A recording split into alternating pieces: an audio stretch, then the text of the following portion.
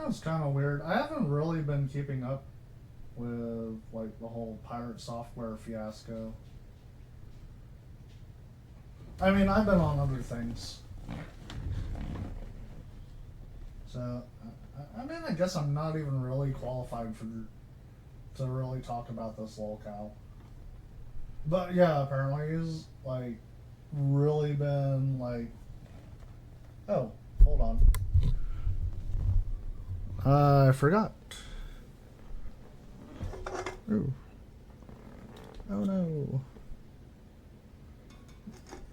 I hope that doesn't fall. Okay, cool. But yeah, apparently he's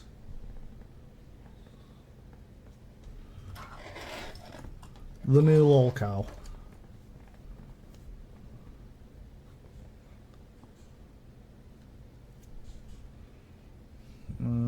Do I not have... Oh, I don't have the top chat. We're not doing top chat. We're doing live chat. Doing live chat.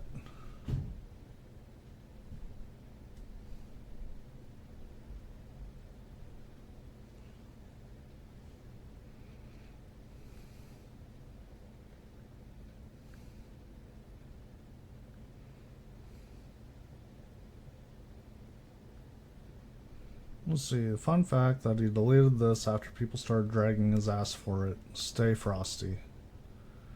Pirate software. Okay. Let's see what he deleted. Okay, he says, I put out 2 videos disagreeing with your initiative 10 months ago, and I haven't talked about it since. Now, your initiative has failed, and you're blaming me for 33 minutes of the hour-long video covering it. Your community is out in force, shitting up our streams and socials with hate messages, threats, and snide comments.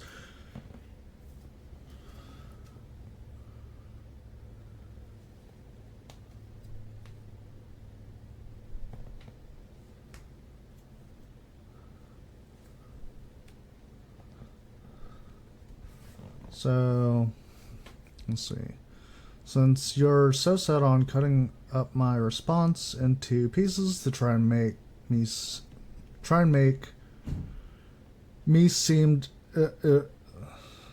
yeah, he's implying that the messages are, yeah, the responses were cut up to make him seem unhinged. Oh, this is towards a cursed farm.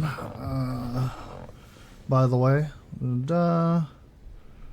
show actual context, mass pinned. Okay. Quote you back. If you're going to hate me, at least hate me for what I'm actually saying. The only engagement I've seen that is level-headed has been from Lewis Rosman. His video breaks down what I disliked and try to meet in the middle with a conversation. Oh, man, I did not get my hair to that right. Okay. Hold on. Okay.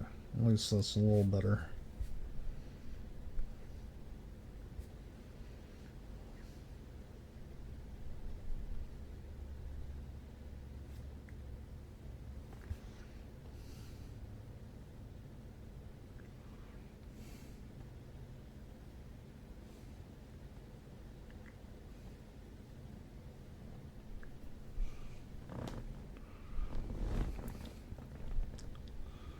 It's fine. Talk to people that are level... Okay.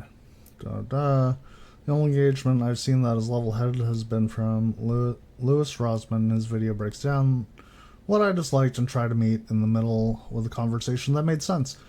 As much as I engaged with them on that video as screenshotted below, I'm fine talking to people that are level-headed about this and can have a conversation. Essentially, since I haven't actually gone through this whole thing, you're probably gonna see my real reaction to it in real time. So, I mean, this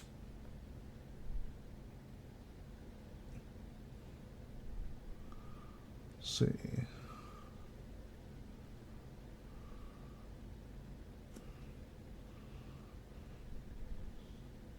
So I guess this is like a real-time reaction video, I guess. Like, I'm not even prepared. Let's see. Here, we're gonna throw these on.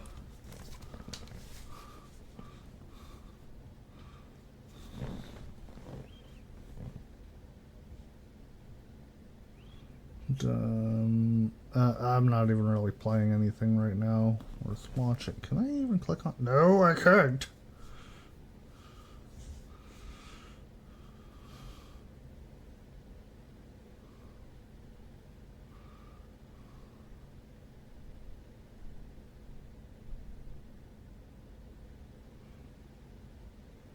Okay.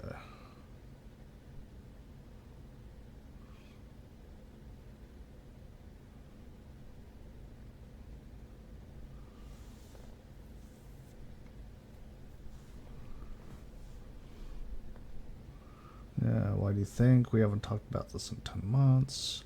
Why do you think we auto-mute anyone bringing it up in chat because it's spit and rage bait and shit flinging the entire time? Your own Reddit has people openly talk.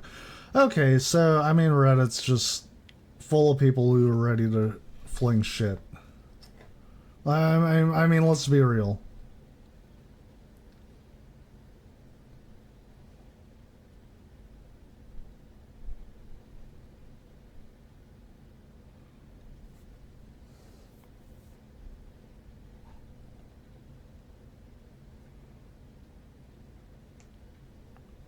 Okay.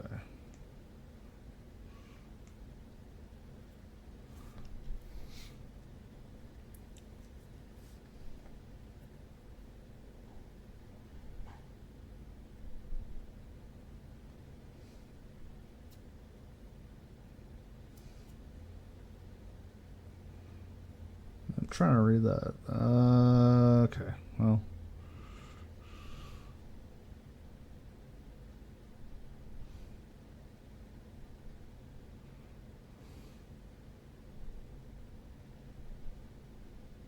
Oh, hey, is that a link? Ah, fuck yeah, there's a link. Okay, man, I really worry about, like, doing React videos, because, like, in a way I have to do it transformatively. So, let's check it out.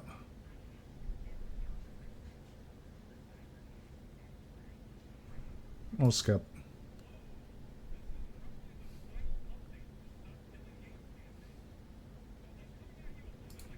Okay, wait. This is a final. Hold on. I want to see this from the beginning because, like, I've been, like, on some other shit, honestly. Like, 4 days ago. Oh, Jesus Christ. Okay.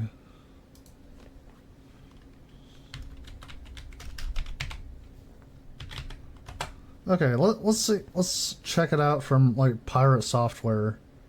Okay, I guess I'm gonna have to react to Penguin Zero's video on the whole situation. Well. Oh, hey, here we go. 10 months ago. Okay.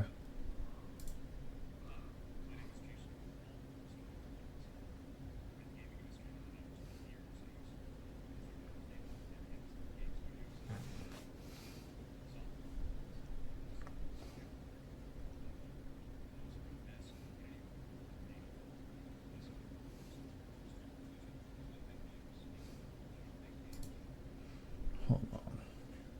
I didn't even lock this one. Okay, cool. Actually, can y'all hear, like, the application? Oh, wait. Maybe? Does it? Does it? Okay, hold on. It's... come on. Let's see, audio properties. Let's... Hold on. We're gonna have to start this from the beginning. And I need to figure out how to turn the audio on for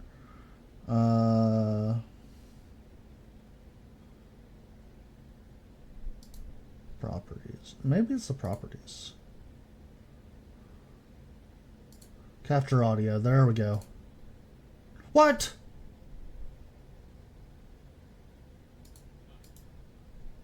Oh no. Oh no, properties.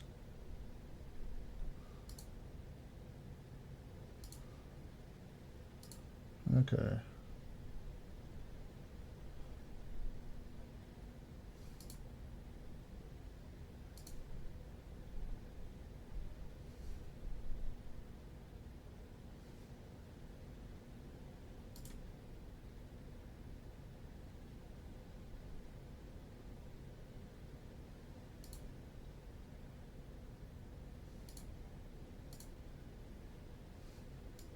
Hold on, I need Jesus Christ, that's unflattering. Hi.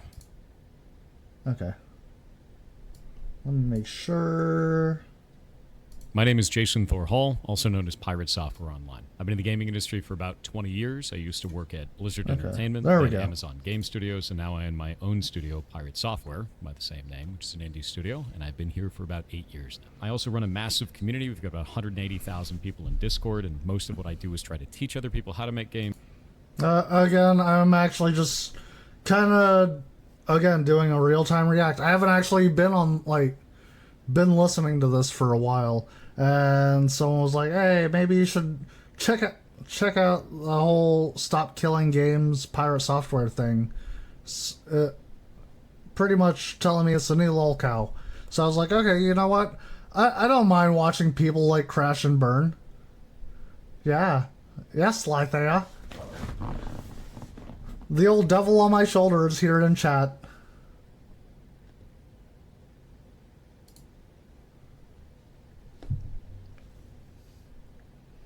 So, yeah, I'm trying to check it out from the beginning, and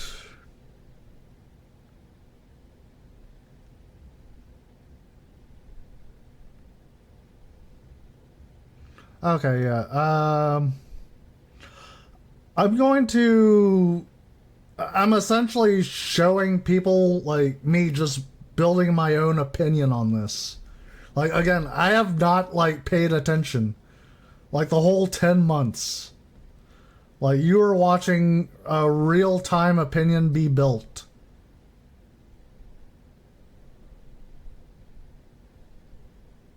Honestly, I for the most part, I've seen some of his videos before. So, I mean, yeah, I can agree that sometimes someone you like can actually form really wrong opinions, and then you're like, yeah, this is shit, bro. So, let's get into it. Games, teach them that they can make games, show them the tools to do so, and try to do everything without any paywalls or bullshit in the way. It's incredibly important to me that we keep making games. And actually, yeah, that's actually why I watched him for a while, was because, I was trying to learn how to make games myself. And I kind of suck at it. I'm not gonna lie, I suck at it. Fucking... Actually, my dad used to make games too, nothing anyone would ever, find. But, yeah. He also used to make a program, it was based on, a whole token system. So anytime I wanted to actually play games, I'd have to, do my schoolwork on it and stuff. It's not even schoolwork, it's more just regular work. Unfortunately, there's actually a really big flaw in his program to where you could essentially just loop the same lessons and earn tokens that way. So it was really easy to play Fade to Black. I also used to play Fade to Black. Great game, by the way. Great game. Check it out. It's an oldie but a goodie. first, and that the next generation has the tools to do so that our medium doesn't die out. And it never will. And that's the whole intention of all of this. So with that in mind, that community brought me this and tried to get me to sign it. And I don't want to. Wait. So is this all about the European Citizens Initiative? Am I getting this right? Is this the one? Is this the one?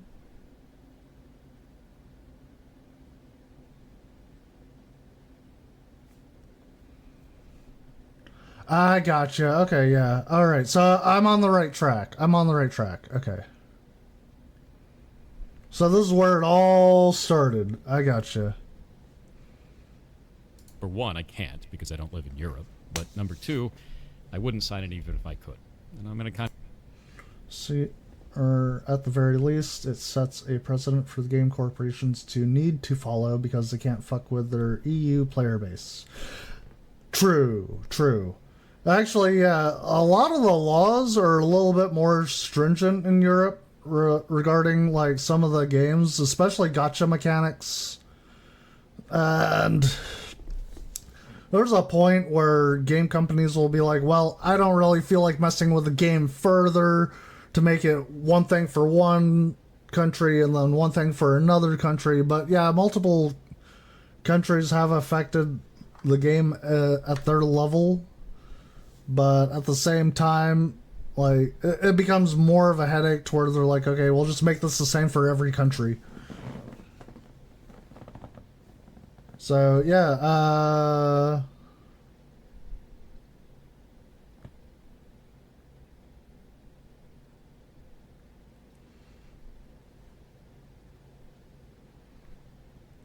kind of go through this and try to explain the reasoning as to why that would be the case, without all of the internet hate machine that's grown up around it.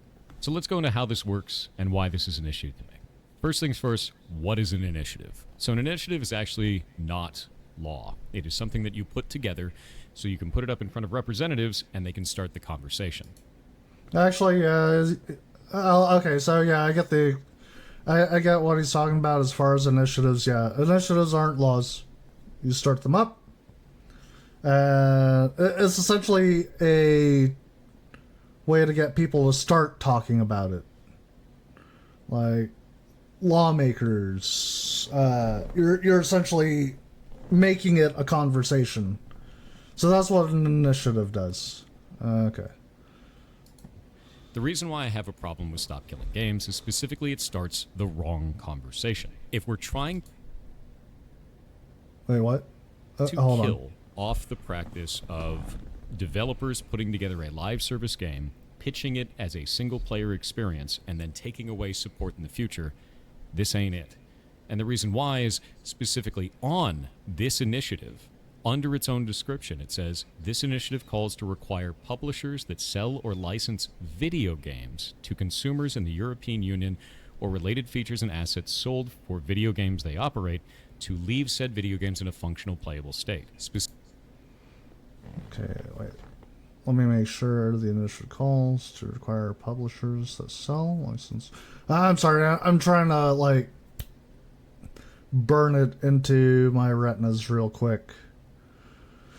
Initiative calls to require publishers to sell or license video games to consumers in the European Union or relate features and assets sold for video games they operate to leave said video games in a functional playable state. Okay. I don't see what's wrong with that. Specifically, the initiative seeks to prevent the remote disabling of video games by the publishers. Okay, I don't see where he has a problem with this. And he's saying this is actually where he has a problem with this. Right? Like, the objectives is what he's having a problem with. Let me make sure. Let me backtrack. What is this?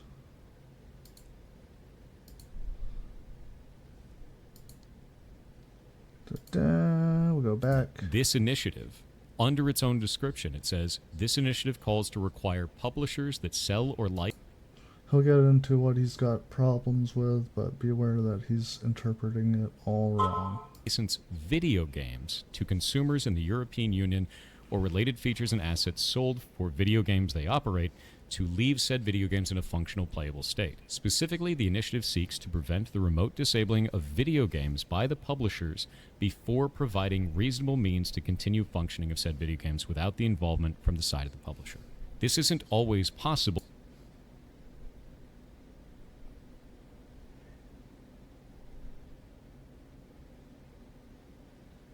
So, if you want to get to the actual person who's spearheading it, Ross can cover that. Okay, actually, yeah. Could you do you have a link? Do you have a link? I'll gladly, like, be able to put that up on, like, a whole nother, like, tab. Oh, okay, so it's a response, is it? Hold on.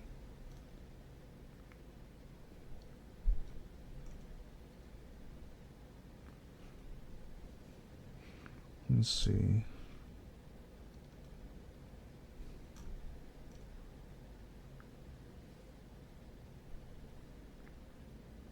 Okay, okay. Yeah, we'll get to that after this video then.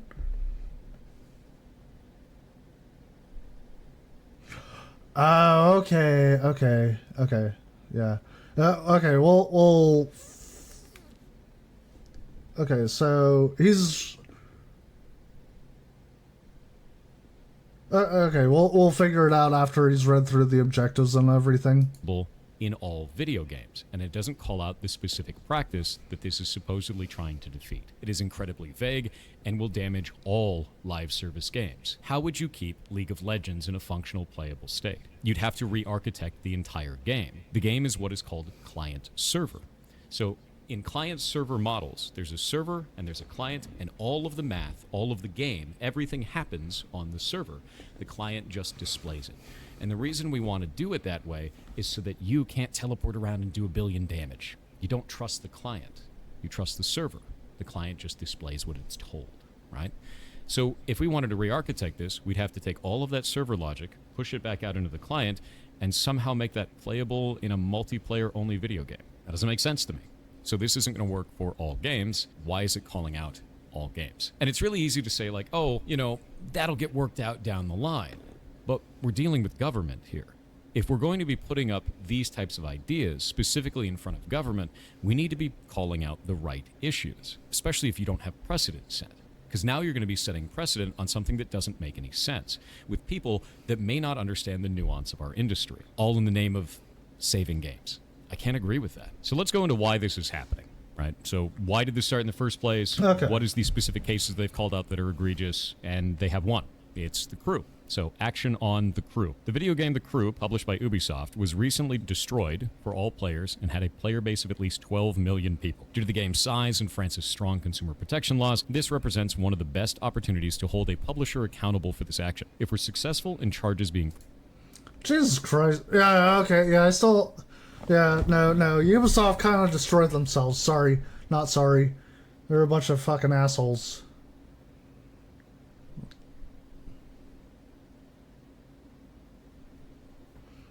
I feel sorry for the workers, though. I really do. I really feel sorry for the workers at Ubisoft.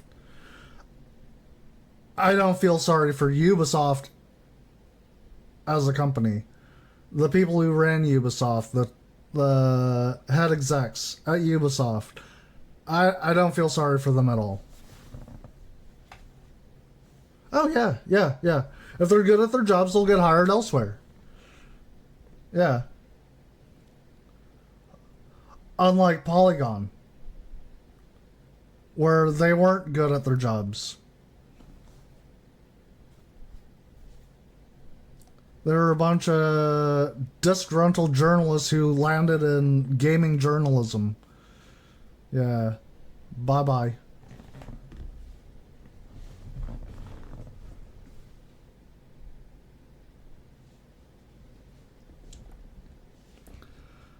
Yeah, I do kind of find that strange. That, like, yeah, you used to work for Blizzard, but you couldn't really get hired elsewhere. That seems strange to me.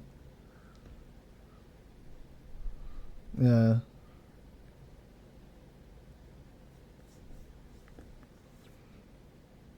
What games has he made, like, after Blizzard?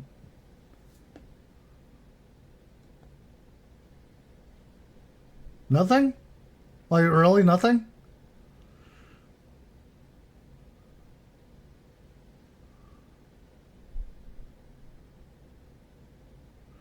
And, like, nothing has come of it. Like, he's been working on some Vapor game year. Yeah. 8 years? Jesus Christ. That's a lot of nothing. I'm sorry. Okay, yeah, yeah. Okay, that's why I couldn't actually get any good, like, info. Jesus fucking Christ, I've been taking advice from the wrong fucking dude. Okay, yeah, yeah.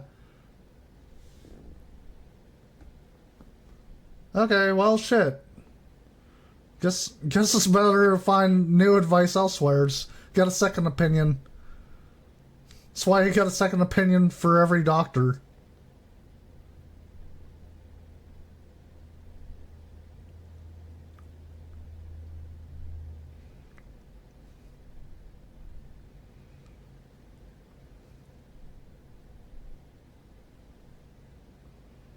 You get second opinions for mechanics. I guess it's the same for, like, yeah, frickin' making games. Okay, yeah. Man, you know what? Yeah, I do want to look that up, though. What game says pirate Is it one word or two for pirate software? It is one, right? It's one? Oh, no, two. Two. Oh, it's one?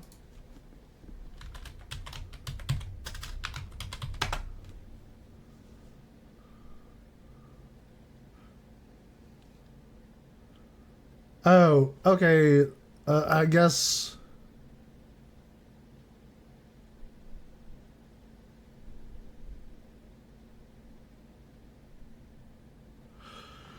Fucking side projects or prototypes count as developed video games? Okay, no. Fucking.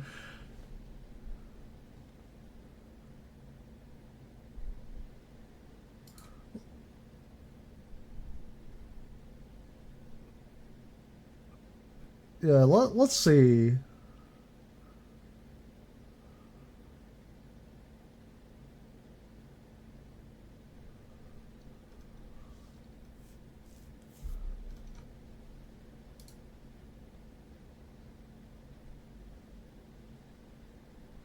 Let me make sure. Heartbound.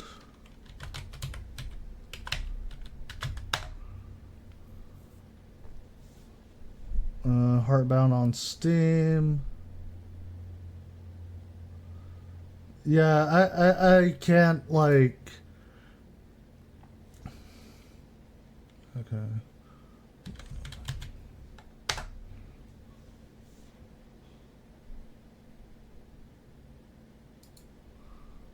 Overwhelmingly negative. Okay, it might have been review bombed. So.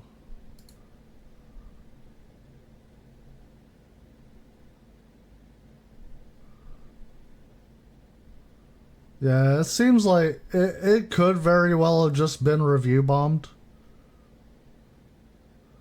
But at the same time, yeah. I'm not going to rely on the reviews for now. Because, again, yeah, a review bomb just really.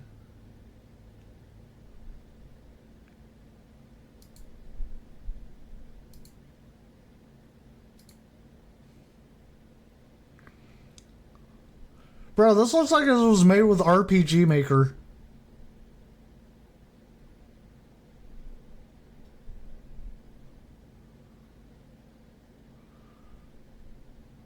Bro, 7 years early access.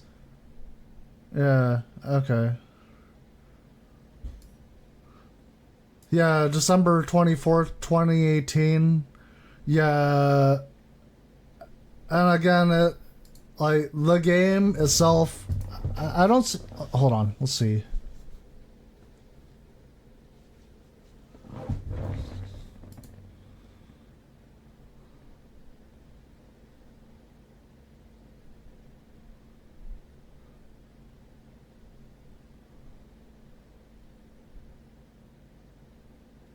Yeah, no, this looks like it was made with RPG Maker. My bad, but yeah. Also, early access. Nothing against RPG Maker. I fucking love RPG Maker. But if you're... Yeah.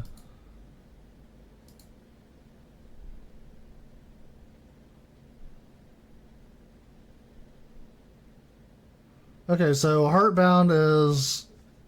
No. Okay, yeah. What was the other game? What was Champions of Breakfast?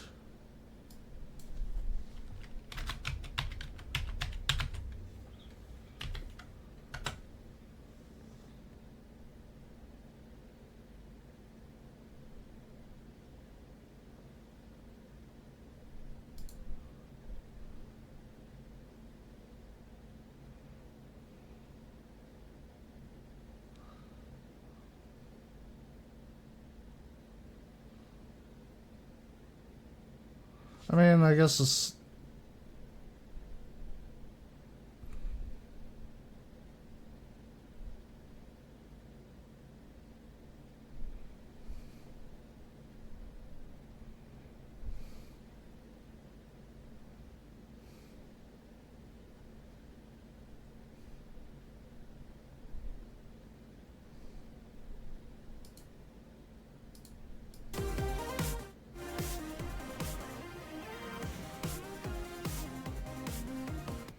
Okay, hold on. I don't know, but... Jesus Christ. $2.99. I mean, nice that it's like pretty affordable, but I probably still wouldn't buy it, honestly. I was still working for Blizzard when released. Okay.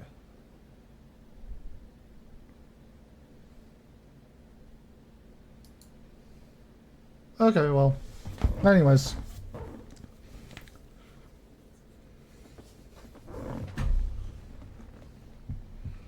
Yeah, I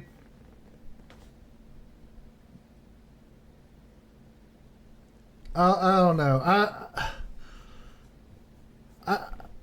I've seen some better ones. I've definitely seen better ones. Fucking OG 19. What was that? 19. Fuck. What was that fucking one? It was with the planes and shit. Fuck. What was that? Hold on. What was that fucking game? 19. Was it 1942? Or 19 something? 1945, 1942?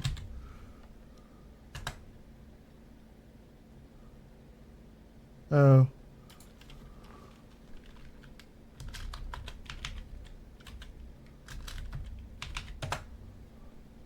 It was 1942.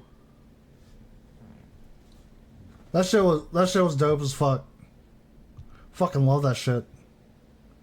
I don't know if anyone remembers 1942. It was good. Actually, it was introduced to me on the Super Nintendo. I think it was on the Super Nintendo, wasn't it?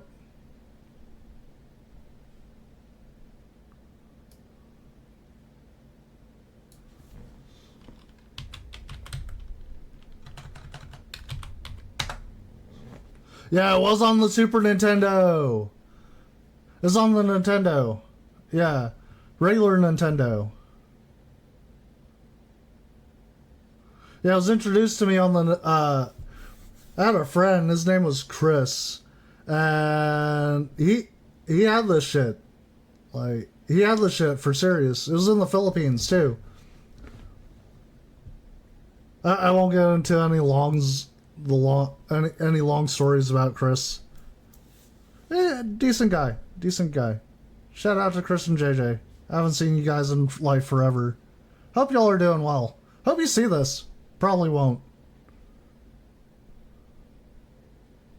Okay, anyways. Back to what we were going at. Stop killing games. Pirate software. Alright. So... Okay, so... there's the action on the crew against Ubisoft, da-da-da. Pressed against Ubisoft, this can have a ripple effect on the video games industry. Okay, so... Size and Francis Strong. Why did this start in the first place? What is the specific cases they've called out that are egregious? And they have one. It's the crew. So, action on The Crew. The video game The Crew, published by Ubisoft, was recently destroyed for all players and had a player base of at least 12 million people. Due to the game's size and France's strong consumer protection laws, this represents one of the best opportunities to hold a publisher accountable for this action. If we're successful in charges being pressed against Ubisoft, this can have a ripple effect on the video games industry to prevent publishers from destroying more games. First off, I don't like the idea in this that it has a player base of 12 million people. That is not how long-running games work. There is a large number of people that buy the game, and that player base slowly dwindles off until nobody is playing it anymore. If there's any costs associated with keeping the game online, which this was an online video game, then eventually it costs more to keep it online than it does to keep running it, right? So the cost outweighs the amount of income. Wait. Was The Crew strictly online?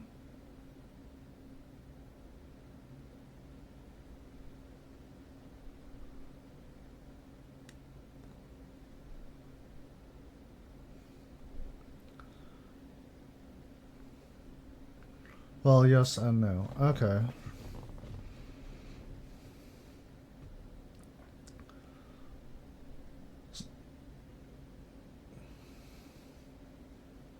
Oh, yeah, forced online. That's... works for MMOs, but if you're constantly playing single player on... like, if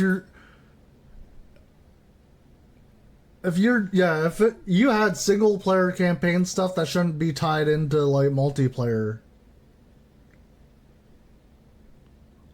And you should still be able to do stuff single player.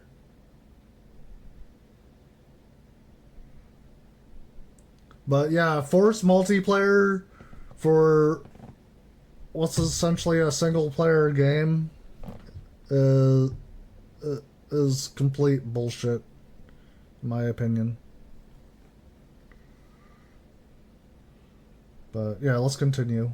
For it. There are bad business practices that can occur in there. There are companies that will sell a online-only game as a single-player experience and kind of just put it into the TOS and hide it. But not all companies do that. When they do, we should be calling out that specific company, not all companies. So let's take a look at this and find out more about The Crew itself. Wait, what? You said... What was that he said? Hold on. The game as a single-player experience and kind of just put it into the TOS and hide it. But not all companies do that. When they do, we should be calling out that specific company, not all companies. So, let's take... We should be calling out that specific company that hides the TOS, not all companies who do that. Wait.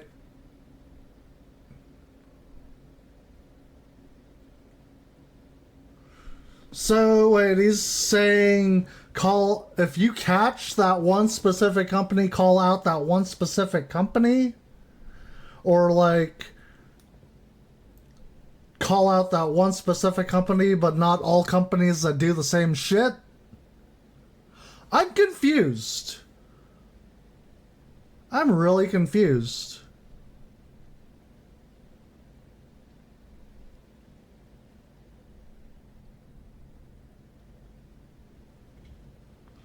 Yeah, it's...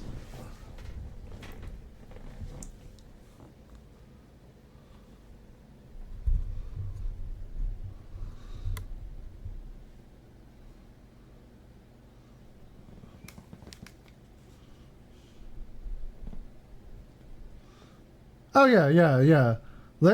Everyone loves, like... like, small print has been a thing since, like, the beginning of small print. Like, everyone loves hiding shit under small print.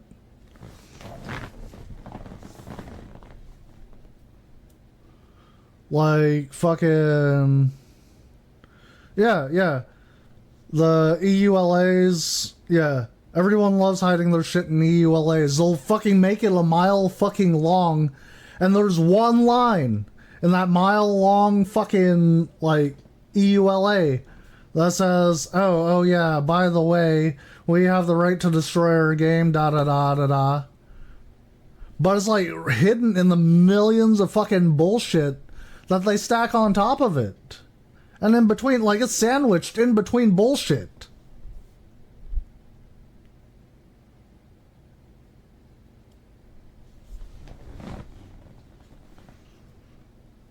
Like, yeah, it's what's that word?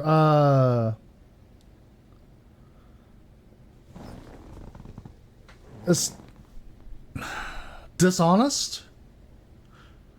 I'd like to say dishonest, but yeah. I mean, every company likes. That's why a lot of people say read your contracts, you know. But I mean, even then, reading your contracts doesn't promise everything. Like, you need days of reading just to find that aha.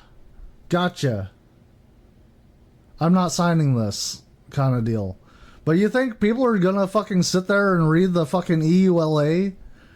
Fucking, days worth of work reading that freaking, shit just to find that fucking little bit that says, oh yeah, we have the, you don't actually own it. You know, you're buying a license to use, da-da-da. And yeah, actually that's a big thing. That's a big thing. That was a big thing with fucking Ubisoft. But, yeah, let's continue. Take a look at this and find out more about the crew itself. And if we pull up their Wikipedia... Oh, yeah. I actually, honestly, if you're gonna do that, put it at the beginning. Put all that bullshit at the beginning. The reason you're trying to put it, towards the middle...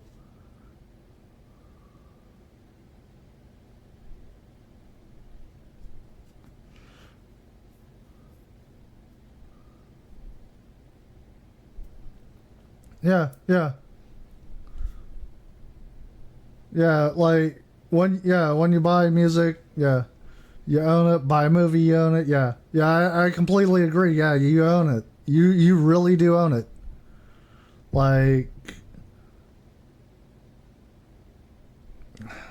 How should we say?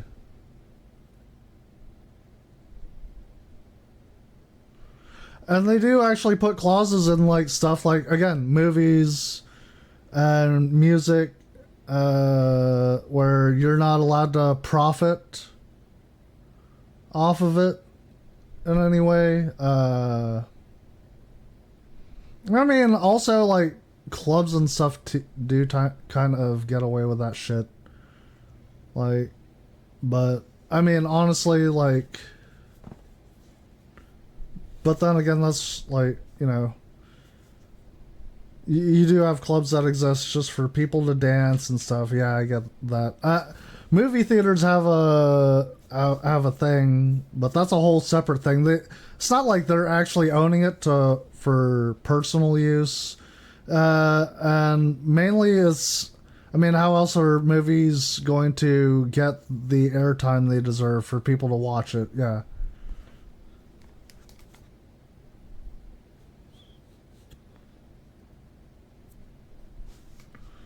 Yeah, honestly, if I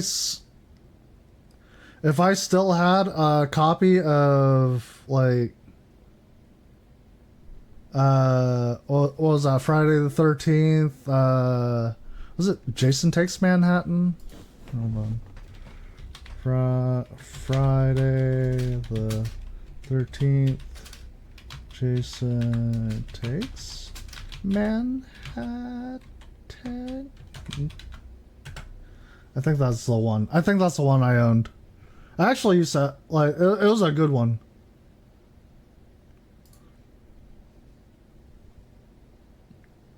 Yeah, Jason Takes Manhattan. Yeah.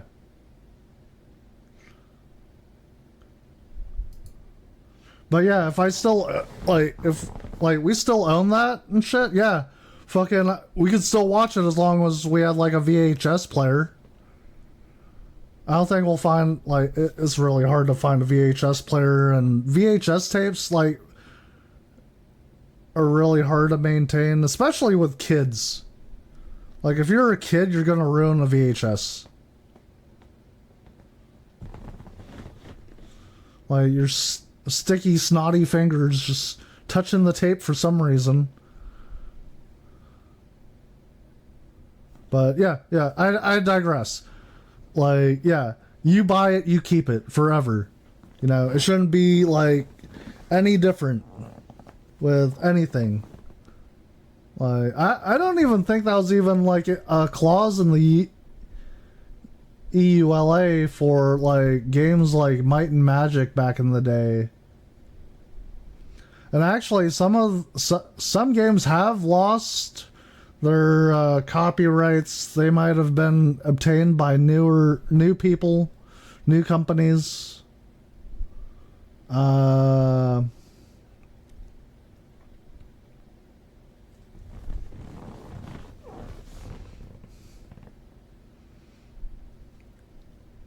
But yeah,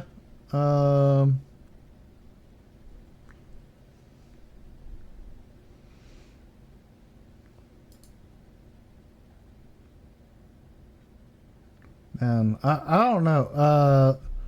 Actually, yeah, that's something to look into later on. Is if, like, older companies from, like, early 2000s, late 90s actually had the same, like, clause in their EULA. I don't think so, but I might be wrong as well. But I don't think so. I still think they went by the whole parameter of, like, you buy it forever, you know? You buy it, you keep it forever. The Crew was actually created in 2014, which, much to the hatred of all of us oldies on the internet, was 10 years ago. Oh. So this was an online-only racing video game developed by Ubisoft Ivory Tower and Ubisoft Reflections and published by Ubisoft. So all Ubisoft, right? With that in mind, it said it was a scaled-down recreation of the contiguous United States and included both role-playing and large-scale multiplayer elements. So it had a massive multiplayer component to it. It is an online-only service-based game, and they shut it down 10 years later. On March 31st, 2024, Ubisoft shut down the game's servers, rendering the game unplayable, which is normal for live service games. The only thing that I can see in here that could be a problem is if they posted as not an online-only experience. But everything that I found online shows that the game was always marketed as online-only. If you're going to be buying an online-only game, that means it can only run when it's online. And if the servers need to shut down in the future, far in the future, it makes sense to me for the access to that game to be cut, if it's online only. If it's a single-player experience that has online-only functionality specifically just to shut down the game in the future, and the online-only doesn't actually add any gameplay functionality... how's it going, Tracy Draws? I'm glad you've come to join us in this new lolcow.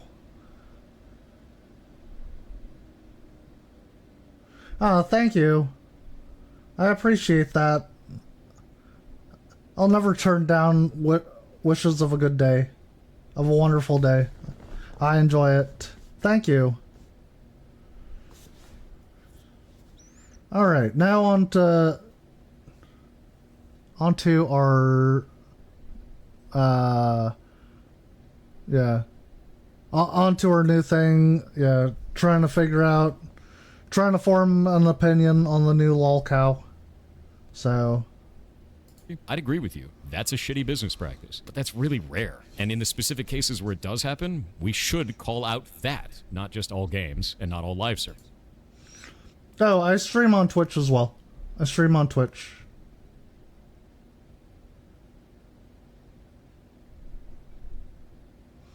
Yeah, I thought about Kick for a while. I'm on the fence on that. I'm on the fence.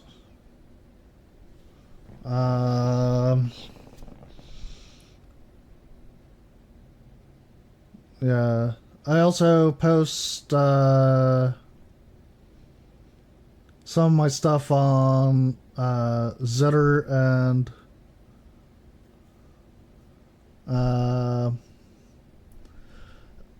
I kind of have an Instagram account, but like it's really hard to actually post on there since I like do my editing like once or twice a week, and I try to push out some stuff. So it's really hard to push out like gameplay footage. This I might actually make into a whole video though.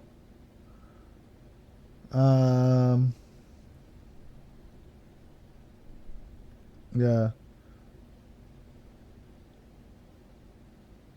So, anyways, yeah. We're gonna continue on doing this React. I'm actually getting somewhere with this, at least. Man, it looks like he's trying to whistle into the mic. I love awkward pauses.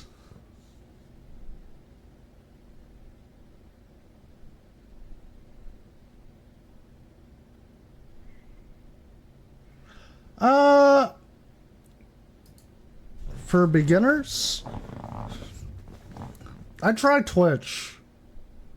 Like normally, I'd actually like try your hand at Twitch. It's easier to navigate.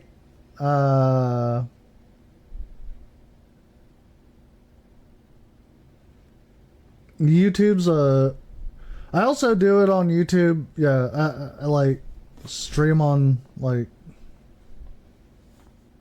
everything. I stream on everything.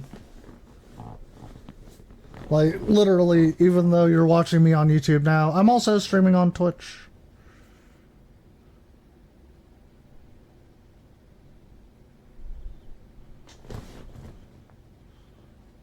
So, I mean, I'm not the most well known, but I mean, you gotta start somewhere. And sometimes starting somewhere means starting everywhere. So,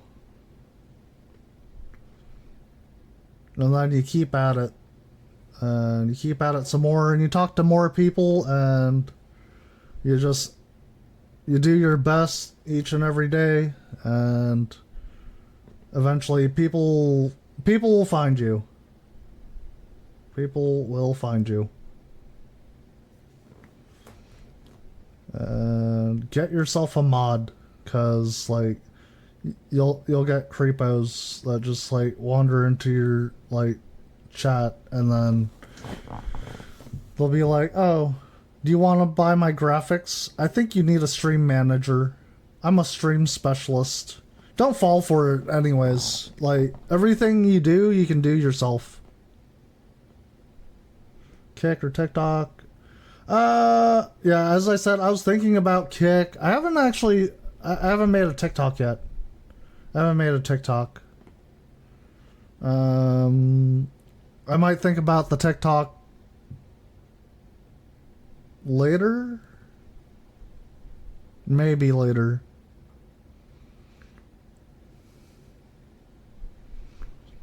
Like that, I'm also kind of on the fence on that one.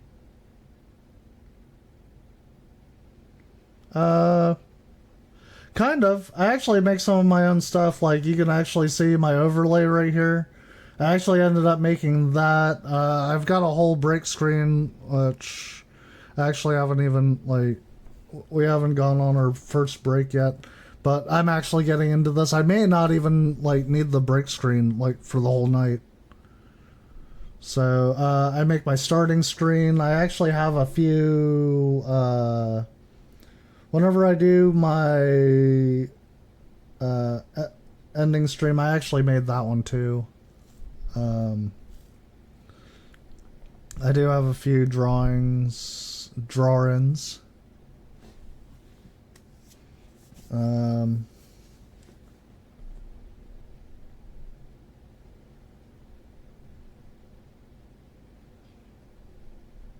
I also I do make VRM models. I have one that's set up but not ready to go. Still needs colored, still needs animated. Actually, no, wait, no, I have the bones. I need to actually move it into Unity and then reapply textures. It's a 3D VRM.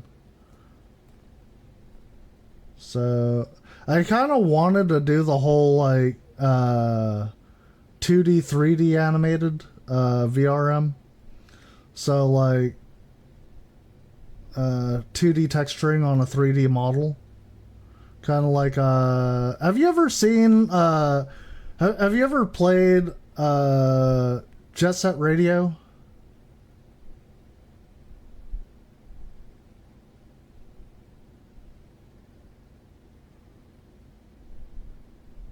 Or Jet Set Radio Future? Like kind of like I was hoping to do that style, but right now the textures I can use are kind of limited. I'd actually have to create like it would be weird, but yeah, I do have a I do actually have a VRM. Yeah, I just don't use it. You've never played Jet Set Radio? Okay, no, check it out. Like that's a good style for like. I personally think it's a good style.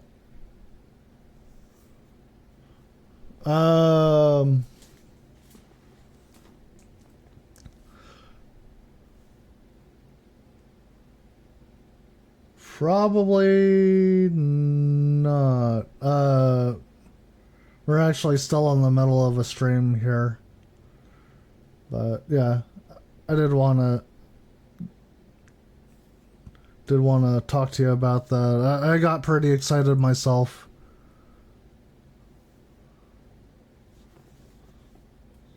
Okay. All right. I might check you out.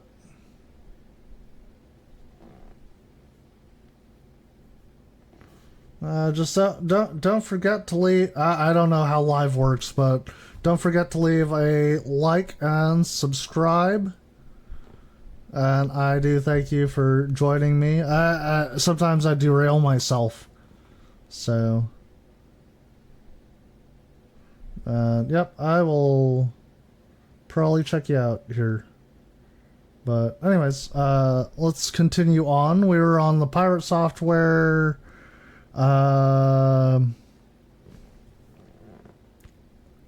He was... Damn it, we're gonna have to backtrack.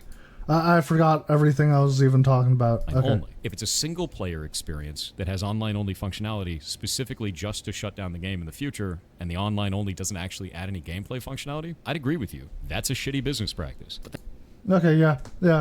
Okay, at least that part, yeah, I agree with them on that. Yeah, shitty business practice if you do online only, where online doesn't actually affect your single player, or well, it affects your single player. Okay, no, sorry, I'm getting all pants on head now.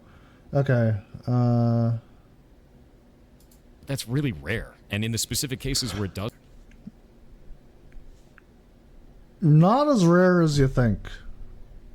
Not as rare as you think. There are a few games that... Actually, wait. Maybe it is actually kind of rare.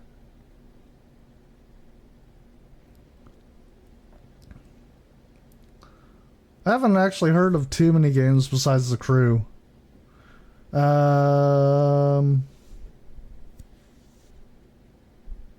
does happen, we should call out that, not just all games and not all live service games. Further, there's more context to this. I think we should call out all games that use that shitty business practice. Not just that game, but yeah. this too. The Crew itself came out in 2014, but it actually had a sequel that came out in 2018. And then it had another sequel that came out in 2023. And if we go to the Crew's SteamDB, which again is not going to be all of the player base for this, it's only going to show the ones who were playing it through Steam. It was on multiple platforms. We look at the max here, it did start out with a sizable amount of community, and then it degraded. And it had a major drop-off in 2018, which is the same year that it launched a sequel. This is normal. When a sequel comes out, a lot of the player base, if the sequel doesn't suck, will move over to it. And then the servers effectively die. You can't run a live service game on this few players. You can't.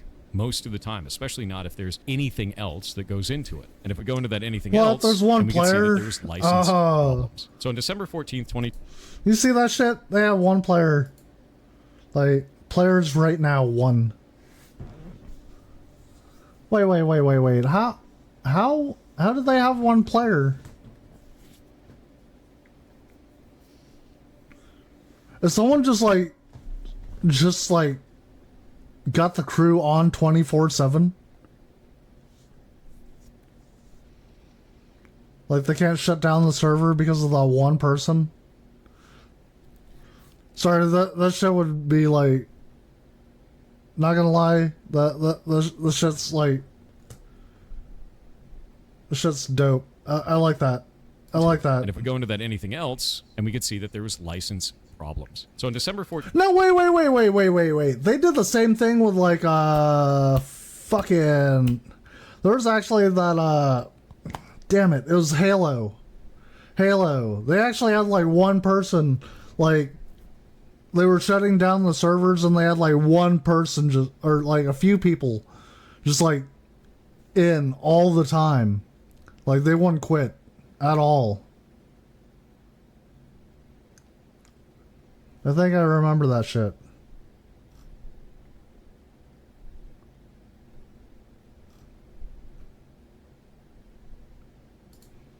Hold on. Mario Marseille. You're...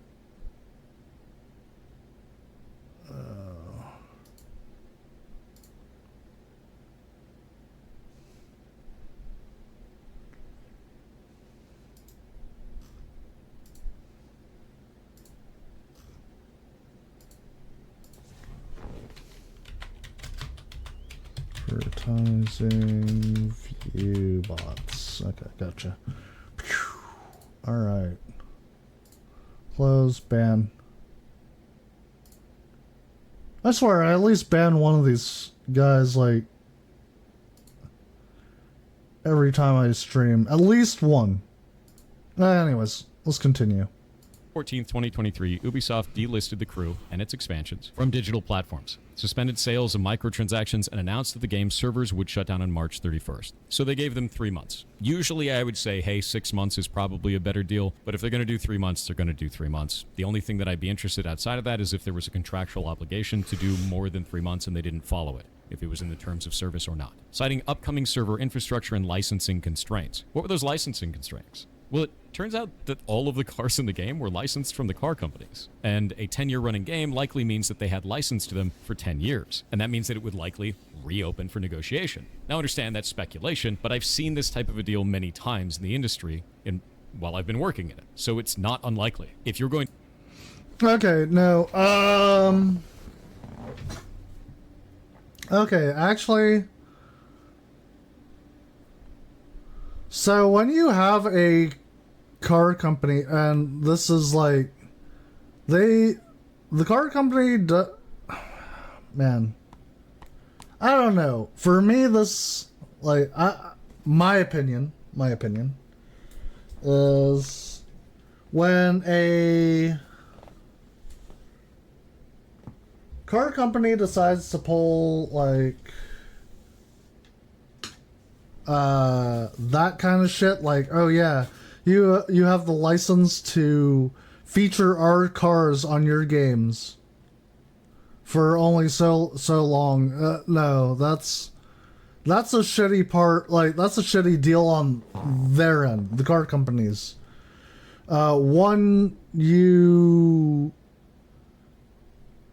Your cars are essentially being featured on a video game, that's advertising. And not to mention, you're not paying for the advertising. You're literally not paying for the advertising. And there have been plenty of cars on, like, plenty of games. Damn, I'm, like, trying to think of, Gran Turismo, Dodge, damn, trying to think of the Peugeot, fuck, what?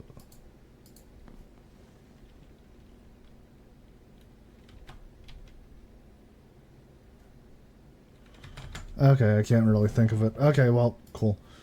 But no, like, yeah, Gran Turismo, I mean, essentially, like, it was just one big car advertisement.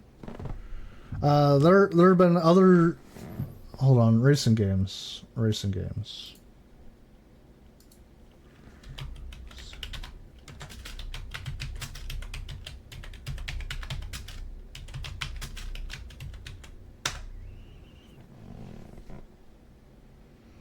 Yeah, Forza, Gran Turismo, Assetto Corsa, Project Cars 2, iRacing. There's actually a lot more than that.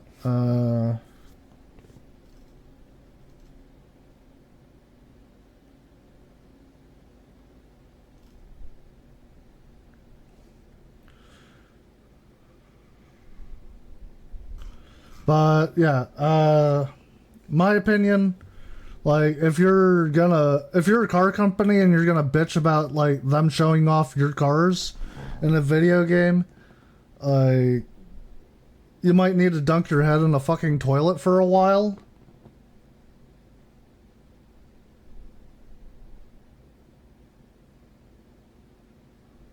Like, and I mean, like, continuously dunk, like, you know, take your head out every once in a while.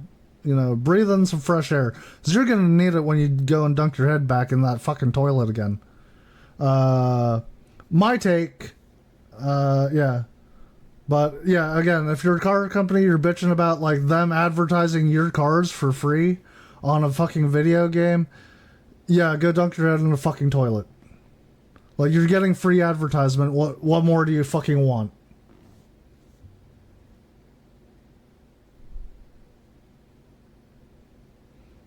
But yeah. So yeah, developers don't, again, on the other side, yeah, developers, fucking, me personally, don't take shit from car companies. Like, not like, yeah, don't buy a fucking license. You're literally advertising their fucking cars. Like, be like, hey, yeah, actually, as a matter of fact, it should probably be the opposite. They should probably pay you, so that way, you can get, so you can feature their cars on your game, you know? And you want to be really generous? Fucking do it for, like, one time. Fucking forever. But also, yeah, don't screw your player base. Don't screw your player base and be like, yeah, you only have the license to own this fucking video game. Or to play the video game. You have no rights over it. You bought it, but, like, you only bought it for so long. No, we're not playing that fucking game. Going to have to renegotiate on a game that has so few players and is not turning a profit anymore, you're probably just going to forego the renegotiation. And if those servers are aging, you're not going to want to recreate that infrastructure. Also, again, there should be no renegotiating on the fucking license. Especially, again, if you're advertising a fucking car company's fucking cars. Just saying.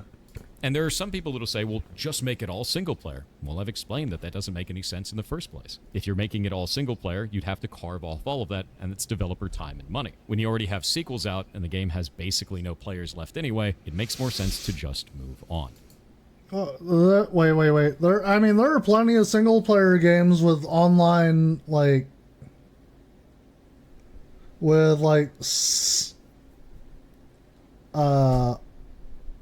online play, and they can function just perfectly fine as single player. Am I missing something? I think I'm missing something. Like, there are like single player games with like that can function as just single player games with like, but they also have like an online like thing. I'm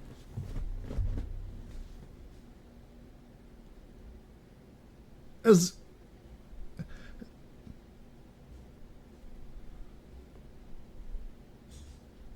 he's not trying to gaslight, is he? I feel like I'm being hold on. No, let's continue. I don't find that to be a problem from the developer perspective, and I understand that people find that to be a problem from the player perspective. These are two different ideologies, and that's okay to have two different ideologies. I just won't agree with it because I understand the burden that puts if we raise that problem in the way that we are right now. If you try to tell me that every studio needs to run their live service game indefinitely or not run one at all, then no one's going to run them. And we're going to miss out on adventures like Final Fantasy XIV. And even though I don't play anymore, League of Legends or any other live service game, any of them. You're talking everything, like even phone games, as funny as that is. A lot of people don't realize that phone games require online-only activity. What about things like Pokemon Go? What about stuff like Monster Hunter Now? What about any of these? We'd never get any of them.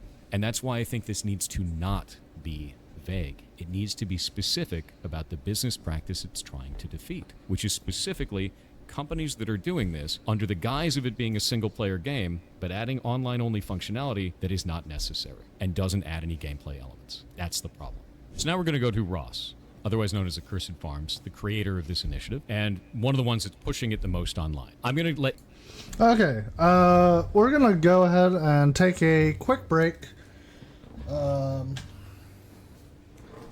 I will be back. We're going to stop it right here for a second. And oh, hold on, is that pointed up?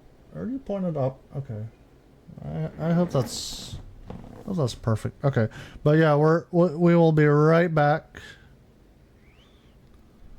All right, and we are back, and we are continuing on with the video. I hope. Let's see, make sure.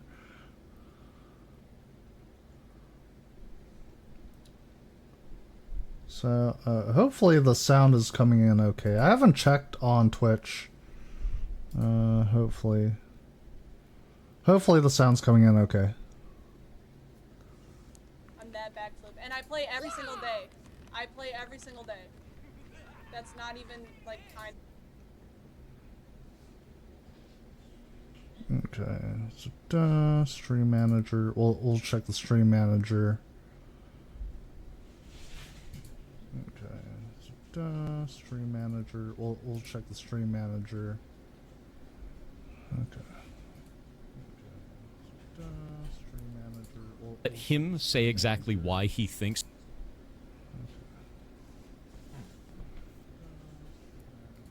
Let him say exactly why he thinks...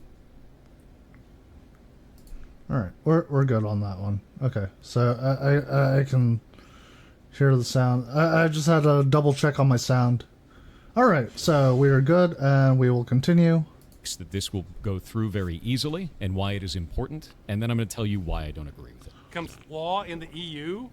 Yeah, it might be. Now, it's not a guarantee, but I think if we get the signatures, this passes. Why do I say that? Well, it's a few factors. Politicians like easy wins, and this doesn't require them to do much at all. Actually, that's true, yeah.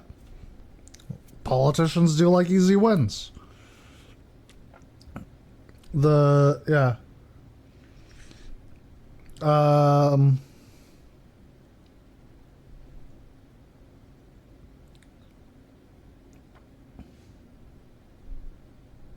Yeah, I mean, there's nothing I can add there. Yeah, that part's true. And unless it involves gambling or protecting children, politicians generally don't care about video games.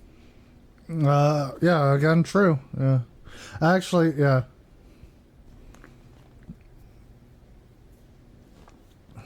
Yeah, I mean, it's not like the 90s, early 2000s.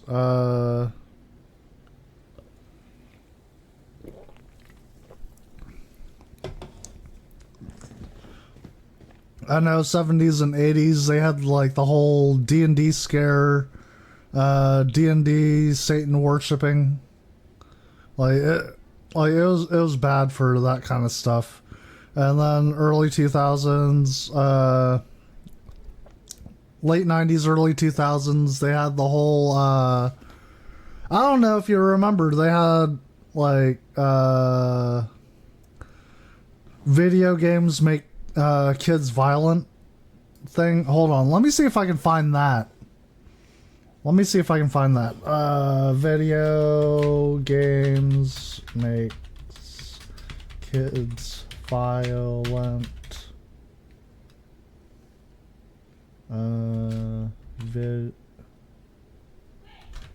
90s scare.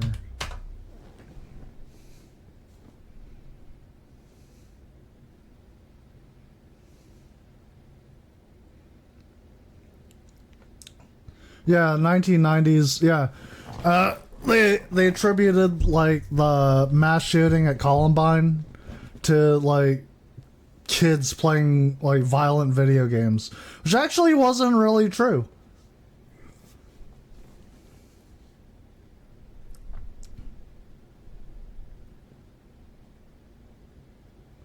Yeah, and again, saying like, yeah, it ended up being like, yeah, the whole connection was like pretty much like debunked.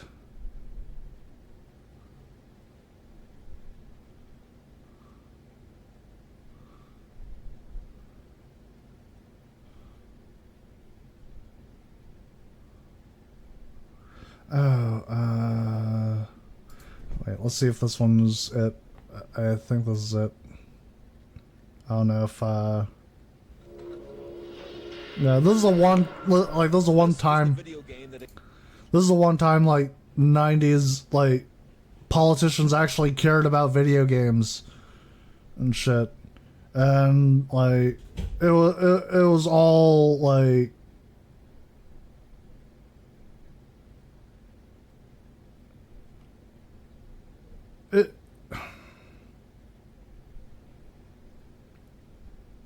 It was a shit take. It was a shit take. I can say that. It was a shit take. Ignited the controversy. It features live action video, including some scantily clad teenage girls and scenes of abduction.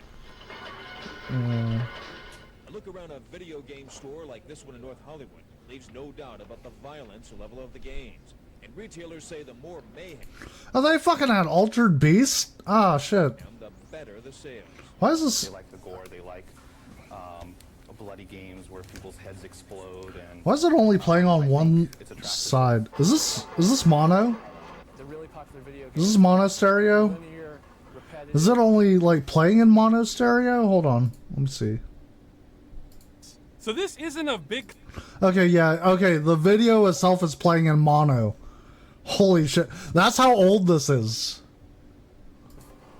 Really violent. That's Contra. Wait. That was that Contra? I think that was Contra. Yeah. Wait. I think this is Contra. Really violent. There's no Fucking love Contra. No, wait. No, I thought Contra was like. I didn't think Contra was top down. I don't know. It's the same repeated movement over and over and over again, and it's very hypnotic. David Sheff has written a book about the dangers of video games called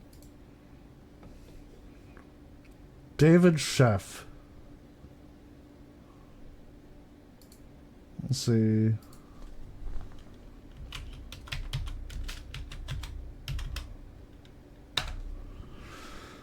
Let's take a look at old David Sheff here.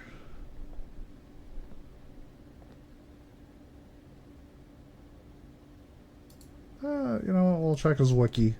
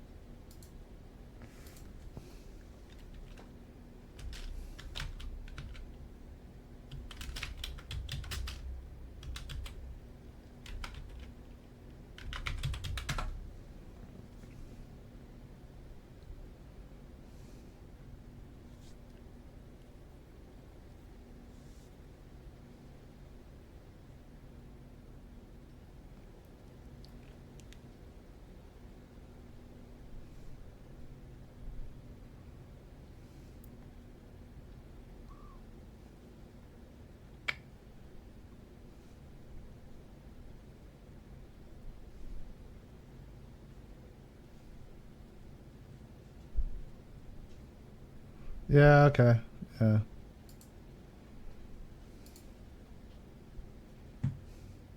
Game over. He says many kids play the games obsessively, and he believes the interactive violence affects them long after they shut off the screen. Kids who play a lot are frustrated, they're anxious, they have a lot of problems with communication, they have fights within their family, their sibling problems. I don't... So, he's like an addiction specialist or something, right? I don't think...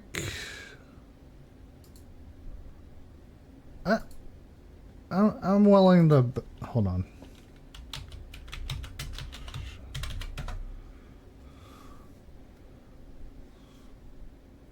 Yeah, why is it going so slow? Okay.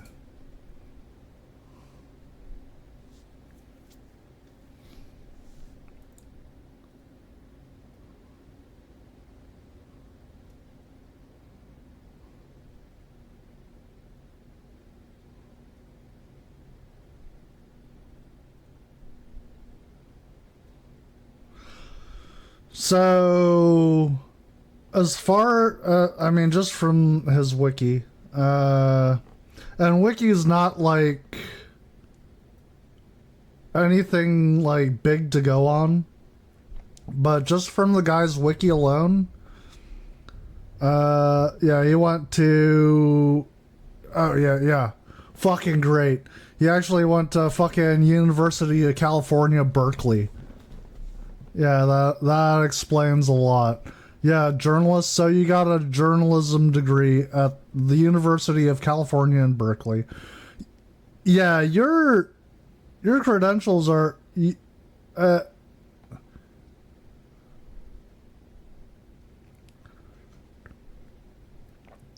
he writes mainly about addiction.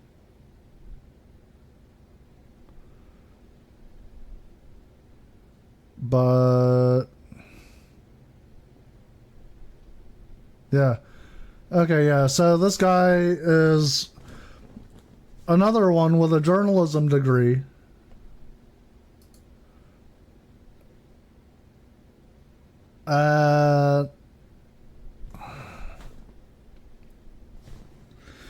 This is like 90s, like 90s stuff is, I mean, shit on its own.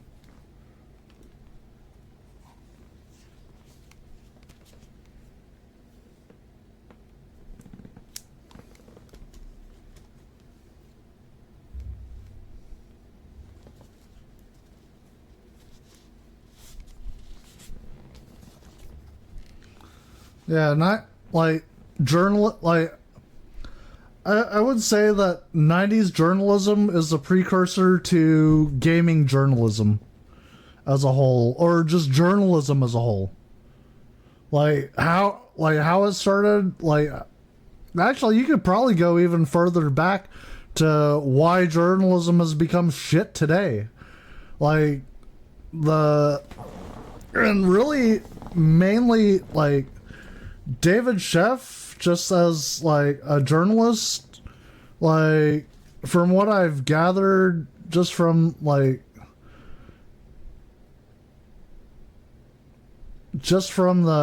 current interview that like I'm watching right here, is he's probably actually one of the people that was like, he was journalism trying to like, you know, stoke the fires of like what, like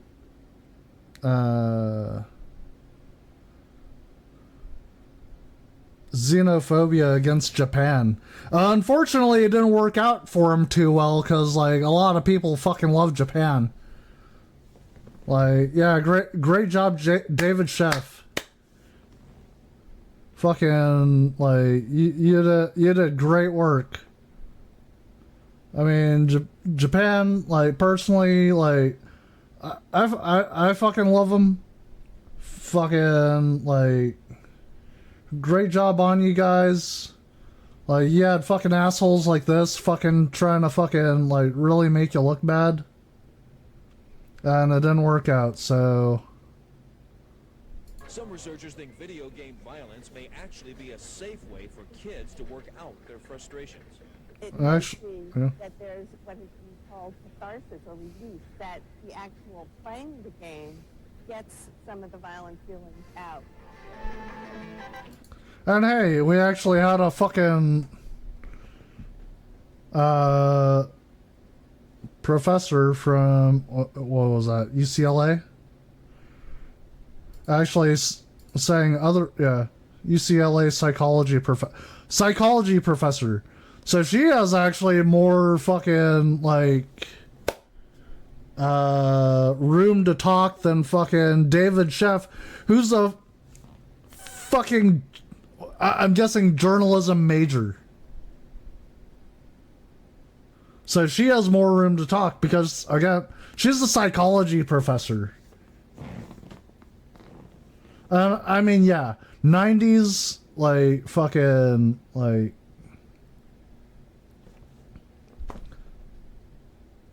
late 80s, early 90s as a whole, just, like, I'm sorry, like, it kind of was shit. Like, just people fucking trying to scare you left and right. Like, yeah, you still had kids playing outside, but, I mean, you also had, like, fucking, like, so much going on, fucking assholes really trying to scare you into fucking not going outside. And then you got them, like, the same people today are asking, well, kids these days don't go outside anymore. What the fuck happened? Just saying. Not 90s was, yeah. They caused the problem, and oh yeah. So, anyways, yeah. I'm actually derailing off of like what we're talking about, but yeah. So we were on this whole subject of this stop killing games, pirate software. Consequence to them or most of their constituency. I'm going to stop it there for a moment. The assertion that politicians just like easy wins, so this legislation will go through, but the politicians don't care about a multi-billion-dollar global industry and that it doesn't matter to their constituencies is incredibly absurd to me. I don't think this is the right direction at all for a movement like this. I think it's incredibly damaging and it makes our entire industry look bad, both on the player side and the developer side. If we're going to be putting forward anything that may eventually turn into legislation, it should be passing because it's the right thing to do for consumers and developers and that there's some kind of a middle ground, not just because it's an easy win and politicians don't care. This sets us off on a completely wrong foot. EU law is already unclear on a lot of this practice anyway. And that's dangerous. If we're going to be setting precedent, which could change the way that law works all the way down the road, then we need to be sending the right message, which this is sending a vague message that doesn't cover the actual problem. So this is not a win to me. This is a huge risk. And we would be making it easy for them to settle it. It falls in line with other consumer practices. You know, how when you buy something, you're generally allowed to keep it? In the case of live service games, in the terms of service for those, you are not buying the game. You're buying a license to the game. And that's the part that's really different here. If we don't like the idea of live service games as a whole, I get it. Don't play live service games then. Don't agree to those terms. Yeah, but those terms are also in single player games as well.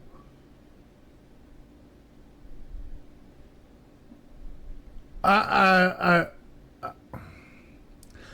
I missing something?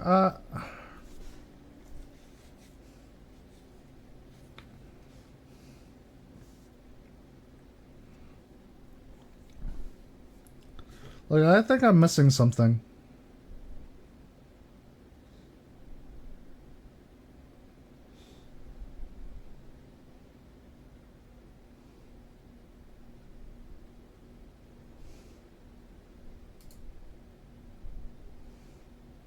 Okay, you know what? Let's continue. But if we're under this weird idea that we need to get rid of all live service games or damage that practice in any way to keep in line with consumer policies, it is in line with consumer policies. If it wasn't, it wouldn't be there in the first place. So this doesn't really make a lot of sense to me. You're not buying the game, you're buying a license to the game. But you should, like, if you're, god damn. But how should we say? If you're, my thought is, if you're buying the game, it shouldn't just be the license to the game. You should be buying the game. Like, it's the same with movies. You're not buying a license to the movie, you're buying the movie. Like, yeah, there are certain things you can't do with the movie, like profit off of it. I mean, if you profit off of it, you also have to pay out the royalties. Yeah. I mean, same with music. You shouldn't be profiting off the music. You'd be paying out the royalties for it.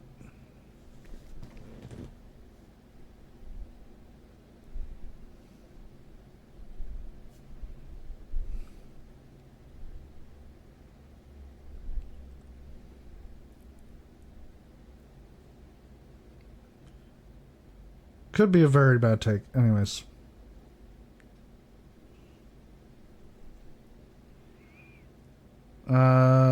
But no. If you're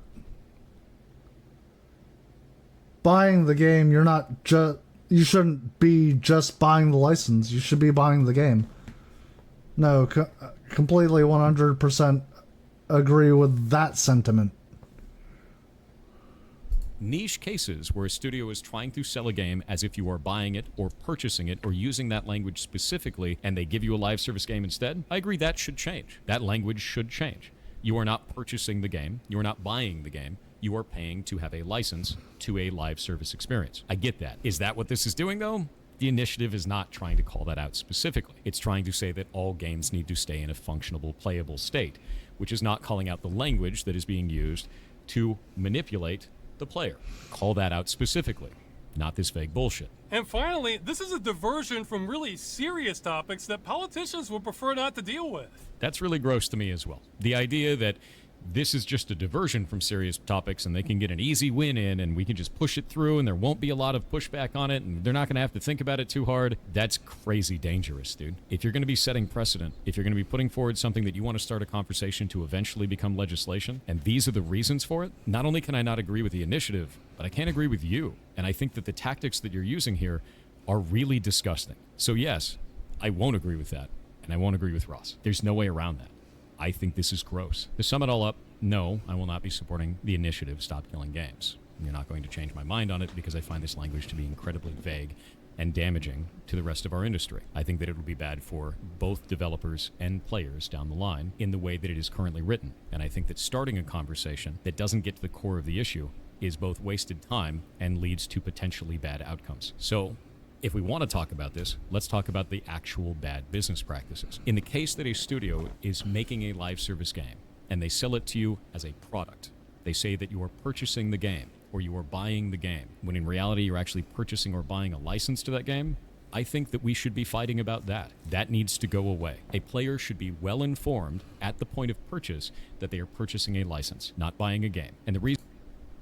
Yeah, actually, yeah. 100% agree on that.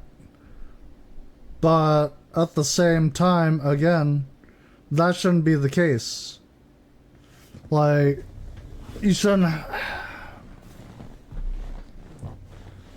We shouldn't be...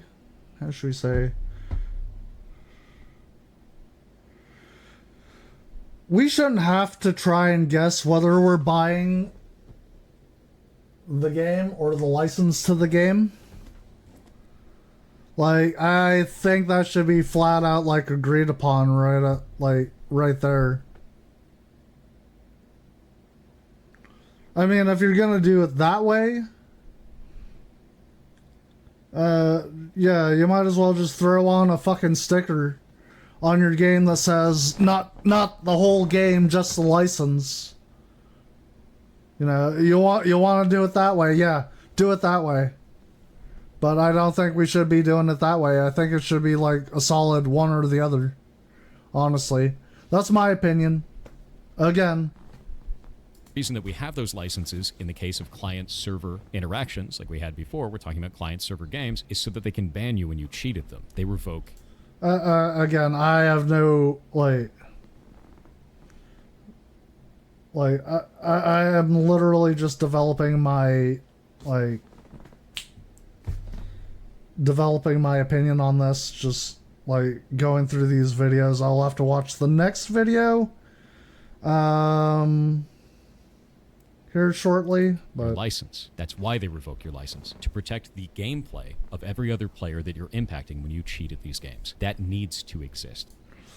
Oh yeah, if you cheat at these games, yeah, fucking I don't know why that hasn't been done yet though.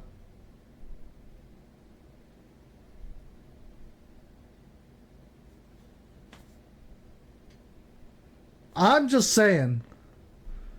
But it needs to be better informed to the player at time of purchase. So I agree on that. This doesn't bring that up, though. It just attacks all video games that have online-only components and says that they need to keep being able to be played indefinitely. No, actually, I mean...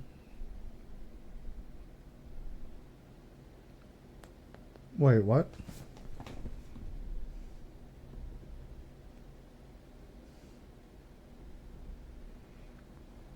I don't think that's actually what's being said. Doesn't make any sense to me. Aside from that, a lot of people really like live service games. Wait. Damn it. I really hope I'm not creating a whole fucking third fucking viewpoint and shit. You know what? I'm just gonna shut up and finish the video. As they exist now. So trying to kill off all live service games, as some people have said online, doesn't make any sense either. Live service games are a great way to get away from the real world. They are about social interaction between players. Some people get married in them. Some people met their spouse in them and then got married in them. It's a really cool thing for a point in time in which you're having that social experience. And to destroy that just because you don't like them is very weird. I don't think that makes a lot of sense to me. I also don't think it makes sense the way that Ross is posing this is why it's going to pass. I think that's incredibly inflammatory and could lead to a lot of damage to both what he's trying to stop and to games as a whole. To say that the government just doesn't care and this is an easy win and we're going to get it through is disingenuous. You're talking about a multi-billion-dollar global industry. To think that the government isn't going to be meticulously looking through this and looking for flaws and holes is absurd. So I don't think that's honest at all, and I find it disgusting. So for everyone who's mad about that, fine. Be angry about it. I'm not going to change my stance on that because I can't agree with this, both as a dev and a player. I see the danger involved, I see the vagueness in the language, and it doesn't make sense to me. If we want to fight for better conditions for players, then fight the actual problem. Don't make new ones. Hi. Okay, damn. Now I need to go and...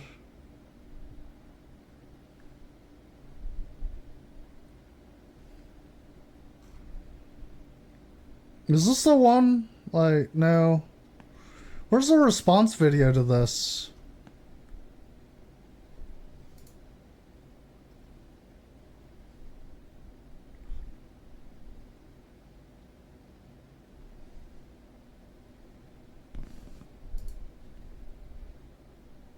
Hold on, let me make sure. Oops.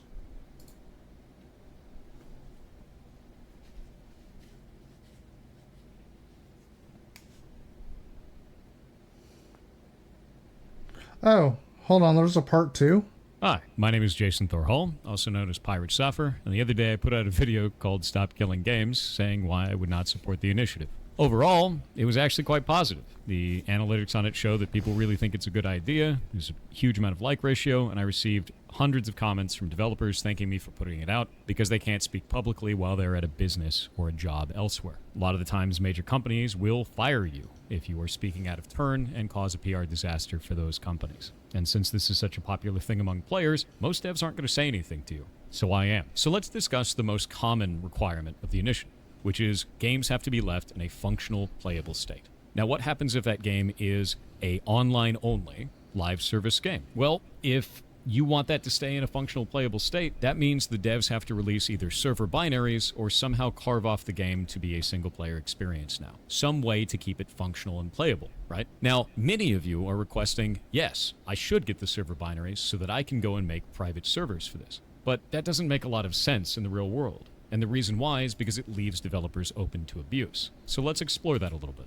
Let's say that you made your own video game, and you made a live service game. Maybe it's an MMO, maybe it's something else, right? And let's say that I want to monetize that game, but you don't allow monetization of the game by any other party. This makes sense because most creators don't allow for that. You can't just take someone else's art and profit off of it. Normal, right? So then I go, well, how am I going to force you to do this? Under this initiative, you would have to release the server binaries or keep the game in a functional, playable state at end of life. So I hit you with a ton of bots. I hit you with a ton of exploits. I attack your community. I destroy your Reddit.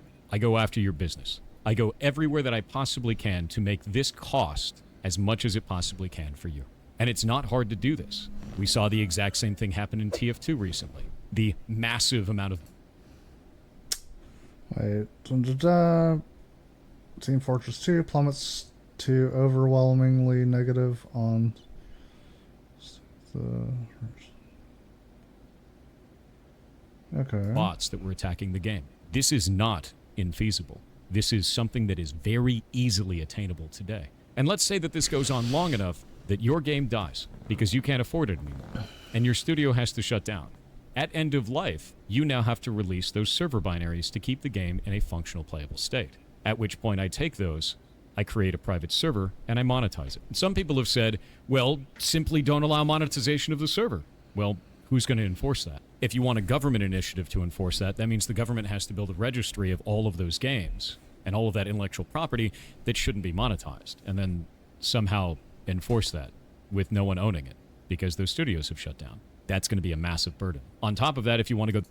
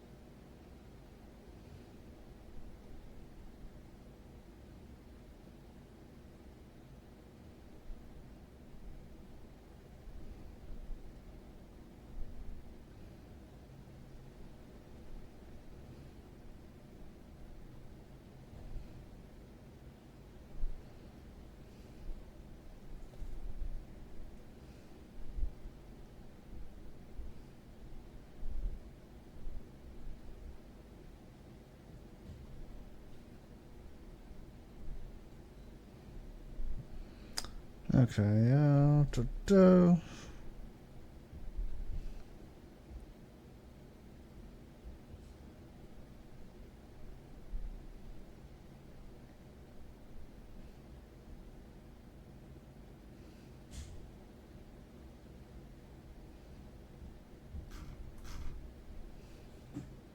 the other route and say the company has to go and control it. Well, what if the company's not around anymore? Is that just able to be monetized now? Again, this was obtained through abuse of the original creator. I don't think that's a good route. And this scenario gets even worse if you do allow monetization.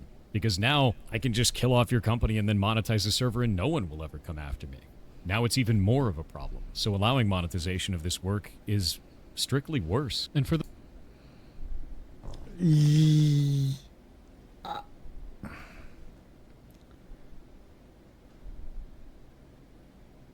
I think he forgets that there's a whole nother step there. Because, yeah, you get the bots, exploits, community attacks. It'll cost the company money, company dies. Well, yeah, then they get the fucking, old fucking second box over here. Second box goes to third box monetizes that, yeah. And then, but anyone else can grab the second box and not monetize like a whole server, and then that one that's monetized is probably going to get shut down. Just saying. I mean, a lot of times people like make servers for games, and yeah, for the most part, those servers end up being free. Yeah, for the most part, those servers are free. Ragnarok Online.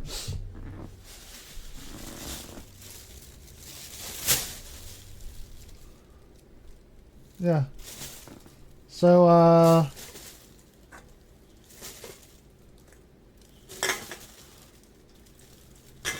I drank too much Mountain Dew. I'll be the first to admit it, but last to stop.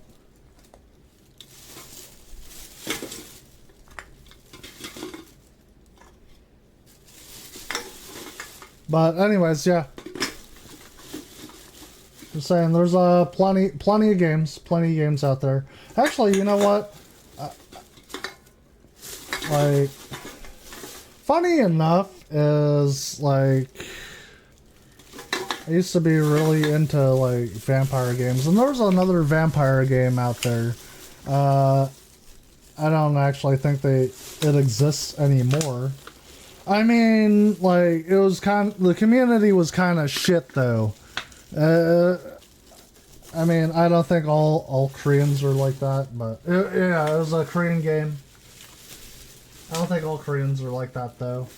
But yeah, the community itself was kind of shit, racist. Oh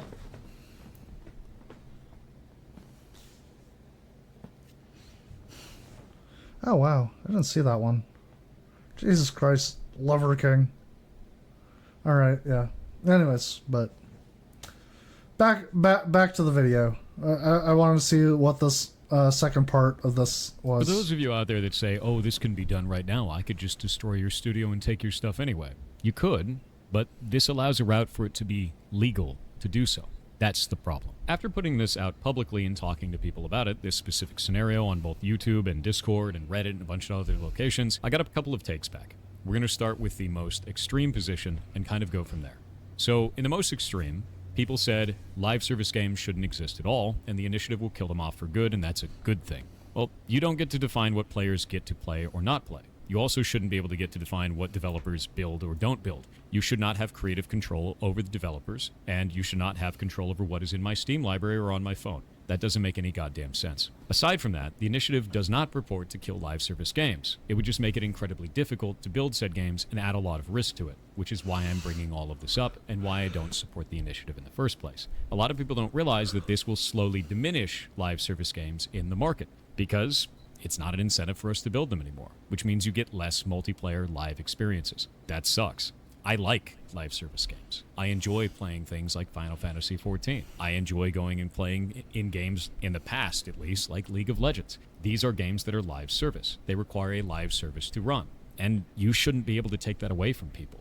And if that's your only position on this, not only are you disingenuous in what the initiative is purporting to try to achieve, but you're also aggressively attacking other players instead of trying to fix something. So the next one is that this is about games preservation. and that it needs to happen to preserve these types of games for future generations and for everyone to always have forever. But I would argue that this isn't actually preserving these games. Social games, such as, let's say, Apex Legends, require a number of players to be in the match at the same time so that you can have an experience that is only able to be obtained through lots of players interacting, right? It's a multiplayer game. You need a bunch of people. How many of you have felt negatively when an MMO dies or when a live service game dies? Oh, dead game. There's only 5 people online. Why would I play that? So why would you want to preserve a game in that state? That doesn't make any sense to me. You want to take down these live service games, put them up on a private server, and then play it with a couple of people. You're not bringing it back at its height. You're not taking a snapshot of what the game actually is. You're making it limp on in a way that doesn't make any sense. That's not preservation. And for those that may stop there and go, but private servers going to have a lot of players. Look at all the ones for World of Warcraft. Again, we talked about that. It opens up a route for abuse of the developers. So that is not a solution. And the last take that I got from this is, and it's the most reasonable to me, this is an initiative. It's not a law. Why are you upset? Just wait. I'm not going to wait. And the reason I'm not going to wait is because I see the start of this conversation not making sense. It's not including the actual developer side of the conversation. It's not showing the trials and problems that this could arise inside of the gaming industry for people who are actually making the games you play. I don't have any reason to be quiet about that. And many other developers aren't going to be able to speak on this. As I explained before, it's really easy to lose your job if you're working at a major studio and try to speak out of turn on something like this, especially with something people are so passionate about. Doesn't make any sense to stay quiet. And it also doesn't make any sense to wait until it's in a different form when I see that it has so many problems with the language as it is currently written. I should be able to be talking about this. In fact, I should be talking about this. I am a content creator specifically that is a game developer that has worked in this industry for 20 years. This is my wheelhouse. This is what I do. So for those who are calling for me to just be silent and sit in the corner, no. With all of that being said, I do think there's a consumer protection thing that we can fix here. It's just not really what the initiative is about. I think that if you're going to buy a live service game, you shouldn't be told you're buying the game. You shouldn't be told that you're purchasing the game. You should be told explicitly that you are purchasing a license to that game. The reason why is because that license needs to be revoked any time that you are cheating at the game and damaging the play experience of other players. While this is written in the TOS and the EULA, it's usually not clearly defined at point of sale. Or they throw a giant TOS in front of you and it doesn't really do anything because people skip past it. If at point of sale it says specifically, there's specific language stating that you are either leasing or purchasing a license or anything along those lines, that you're not actually buying the game directly, I think it would go a long way to informing consumers of what they're doing and protect them from some of these business practices that they didn't realize they were engaging in. That makes a lot more sense to me than force all developers to leave the game in a functional playable state. I mean, yeah, if it was like that. The problem is, it's not like that. Like, it's never like that at the point of sale. Like, you think, like...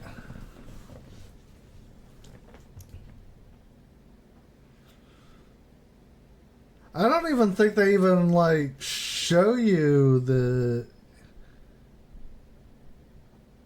EULA at the point of sale. Actually, you probably never see it at the point of sale.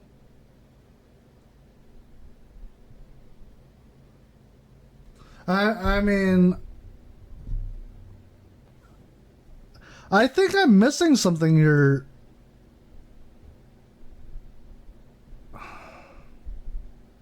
Let's continue. Let's continue. And that's about it. That's all I really wanted to talk about with this. I hope that's clarified some things for some of you and some of the dangers that this can cause. No, I'm actually even more fucking confused now. Hold on.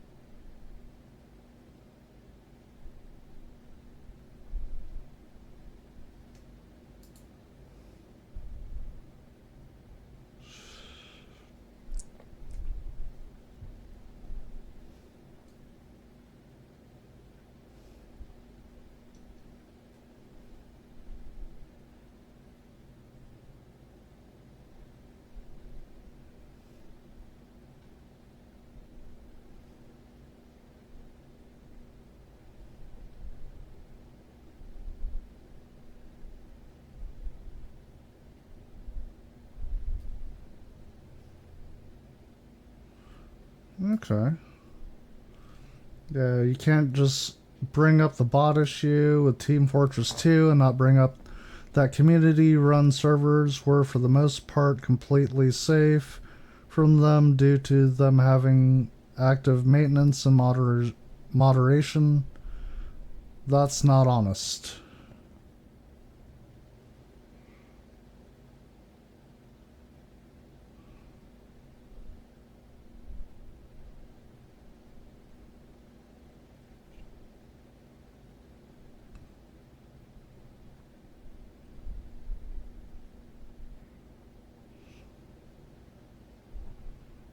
Okay, there's a defender, and then yeah, defender's like, guys, oh my god, I'm pretty sure he just didn't know, lol, you guys assume ill intent so quickly, but he probably just saw how the internet so widely kept saying that Team Fortress 2 is dead, Valve didn't support it, and thought it was obvious example. He's the Blizzard guy, not the Valve guy. Okay.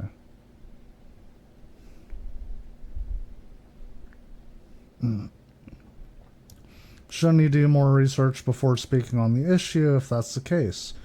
At what point does his ignorance become malice? Okay.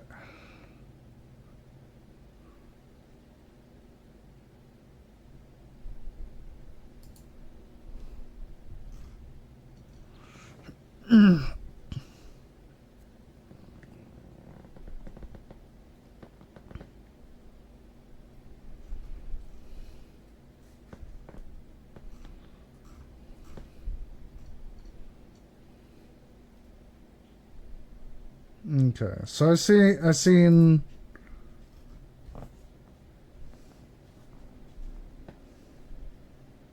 the part 1, I seen the part 2. We'll go to the stop killing games. It was 4 days ago.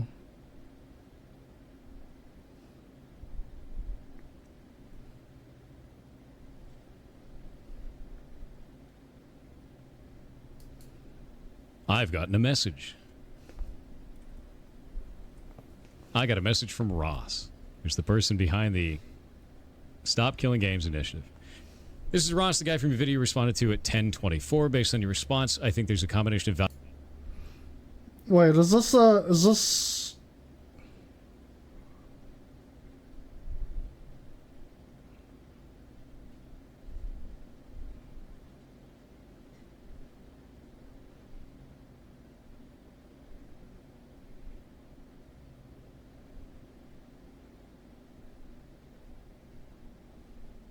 values clash and there's a misunderstanding on much of what we're asking for. For example, WoW would likely be exempt from this measure since it's considered under law as a true service. Likely is the problem that I have with your statement there. In other words, the customer is told explicitly that their access ends at the time of payment. Most live service games do not do this, which could run afoul of EU law. Most is patently incorrect.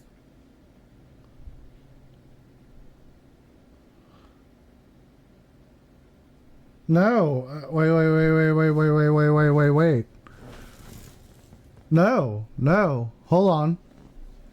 For example, WoW would likely be exempt from this measure since it's considered under the law as a true service. In other words, the customer is told explicitly when their access ends at the time of payment. Most live service games do not do this, which could run afoul of EU law. Yeah. No, yeah. Most live service games don't do this.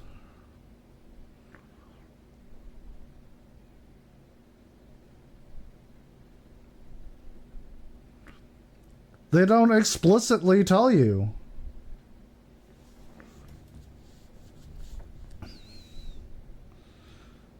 Like, it's buried under the EU.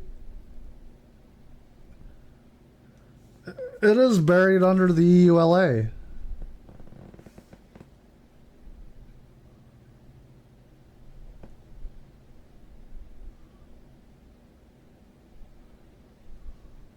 Correct. There were many other misunderstandings in your video. It's clear that you hate the initiative, and I doubt I would change that. That is correct. I would encourage you to at least hate it for what it accurate is. I do. We obviously have very different perceptions of what's likely outcome of this. I think those details influence that. That said, we also have a values clash. You state repeatedly that a game being permanently disabled is not a problem. It is not. A live service game is meant to end one day. There's nothing wrong with that. This is where we very clearly disagree. You're actually the most high-profile person I know that is adamantly against what we're doing. Cool. If you're interested, I'd be fine with having a discussion with you on where we could at least clarify things, but your choice. I don't think I want to do that. And the reason why is this? It is because specifically your video that made me not interested in wanting to talk to you. It is specifically this portion of your video, right here, where you discuss reasons why your initiative could pass. And your description of this, I find to be disgusting. Politicians like easy wins, and this doesn't require them to do much at all. And unless it involves gambling or protecting children, politicians generally don't care about video games. So this isn't of big consequence to them or most of their constituencies. EU law is already unclear on a lot of this practice anyway, and we would be making it easy for them to settle it. It falls in line with other consumer practices. You know, how when you buy something, you're generally allowed to keep it? And finally, this is a diversion from really serious topics that politicians would prefer not to deal with. So politicians are going to put this forward because it's an easy win, they don't understand the subject matter, and it's a diversion from more serious issues. Actually, yeah, that would probably be... I mean, but the biggest thing here is that the initiative is in line with other consumer policies. That's a big one. Why wouldn't you want to talk about that?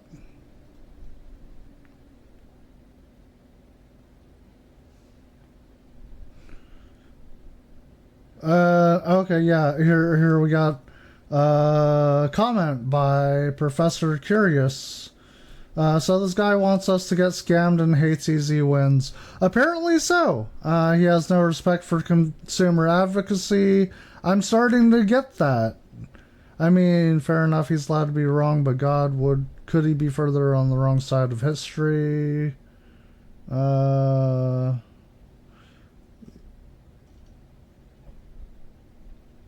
Yeah, as I said, I'm doing a fresh react on this. This is like, again, I haven't been following this for like the 10 months people, like other people have. Like literally just getting into this today. So...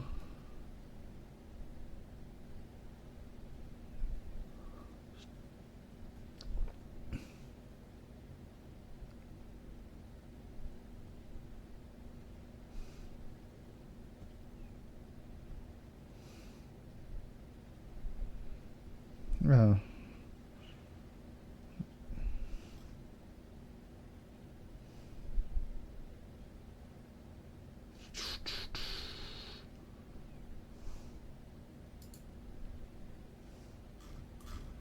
Okay.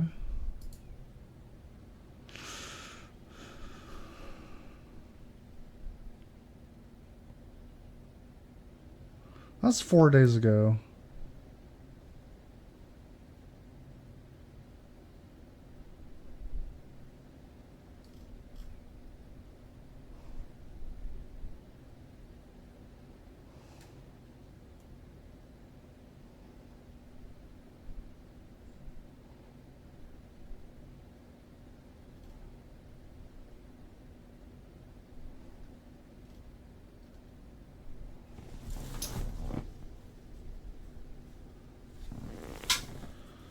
So, let me get the highlights straight, or like the main points. So, Accursed Farms is essentially wanting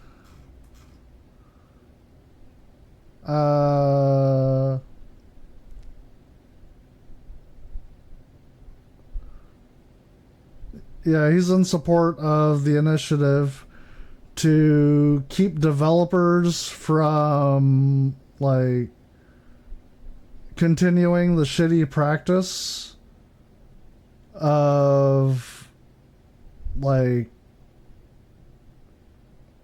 of the whole you only bought the license, not the whole not the whole game. And I'm guessing Pirate Software is all about, like... Man, I wish I had someone to bounce this off of. God damn it.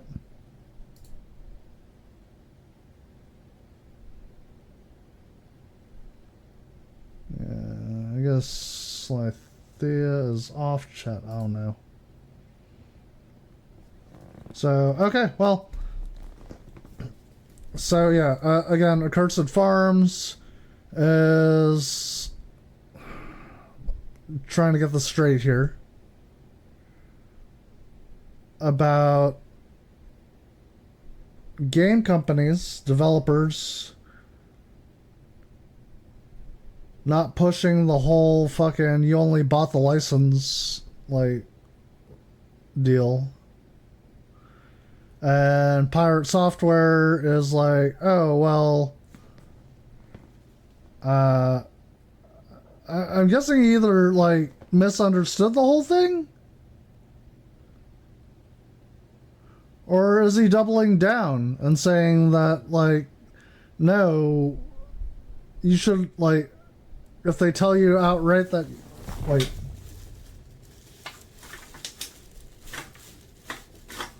No, wait. Okay, no. Maybe I'm misunderstanding things. Because Accursed Farms isn't all for, like, ending the whole, like, licensing. If they tell you outright, then yeah. Yeah. Like, if they told you outright and you agreed to it, that's the thing you agreed to. But if the company hides it,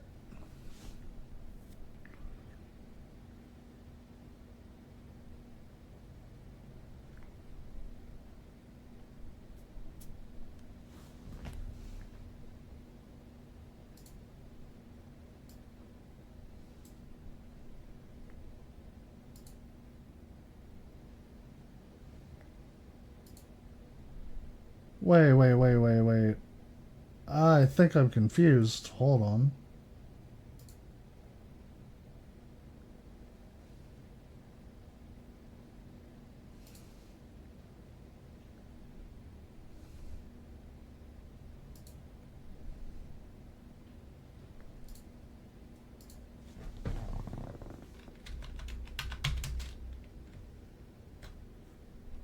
Let me make sure.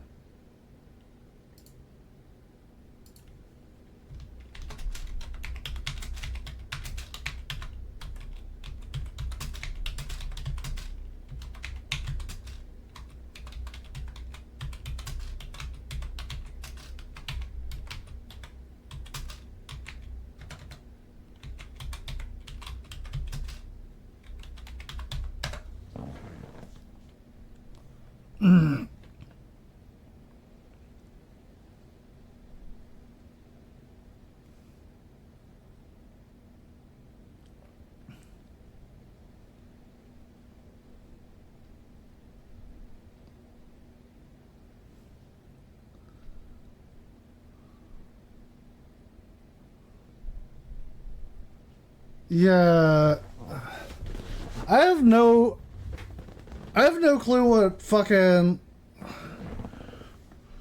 what does Pirate Software, like, disagree, like, it feels like he's,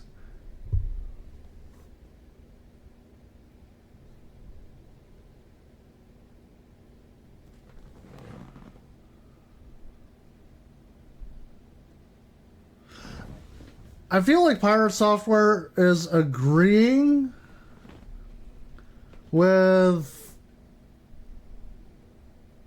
things Accursed Farms said, but then straight up turns around and says, no, I just disagree.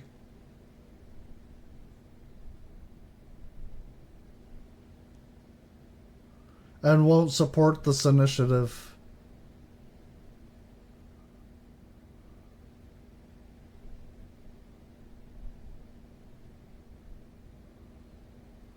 Like,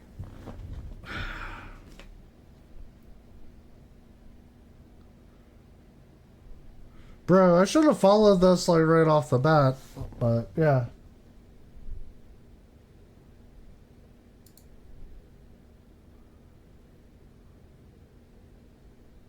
So he's, yeah, we're gonna take a break because yeah, I am so fucking confused right now.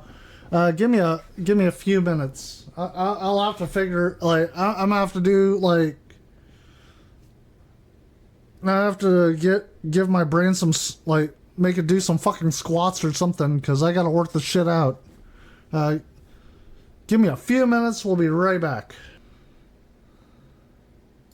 Okay, and we are back, and yeah, I had to get some clarification, because, I mean, honestly, watching Pirate Software stuff, I kind of felt like I was getting gaslit, and, like, I think I got it, like, all settled now.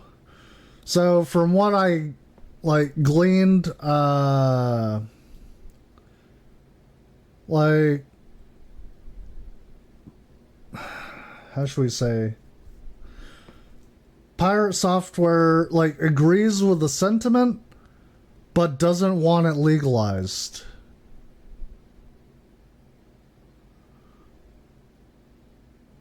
I think that's the gist of it. So, yeah, great that you agree, but at the same time, we'll watch Accursed Farms just to track on that, and then we'll go through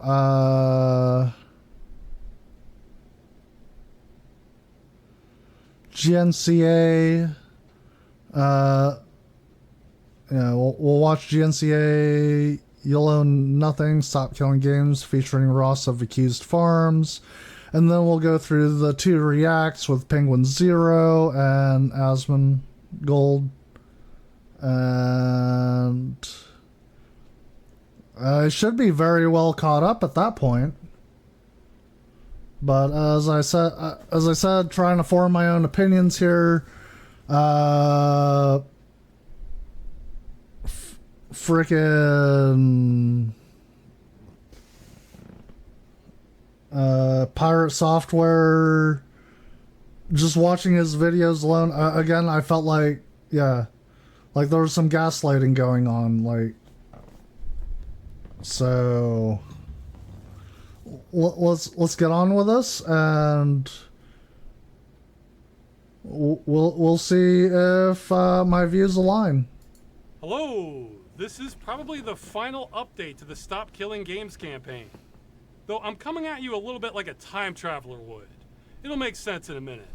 As a refresher, Stop Killing Games is a consumer movement to stop publishers from effectively destroying video games they have already sold to customers. Now, we've gone about this in many ways, but it's easiest to divide this up by things we've already done and things we can still do, because there's about a dozen things we've already done.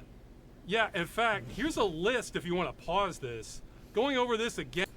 Okay, let's see. Things the Stop Killing Games campaign has done.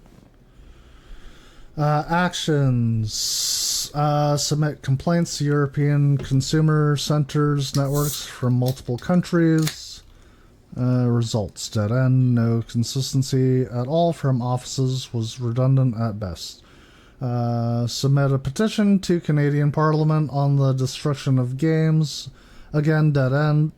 Said the provinces will have to deal with it, which are too small to impact the industry. GG's Canada, GG's.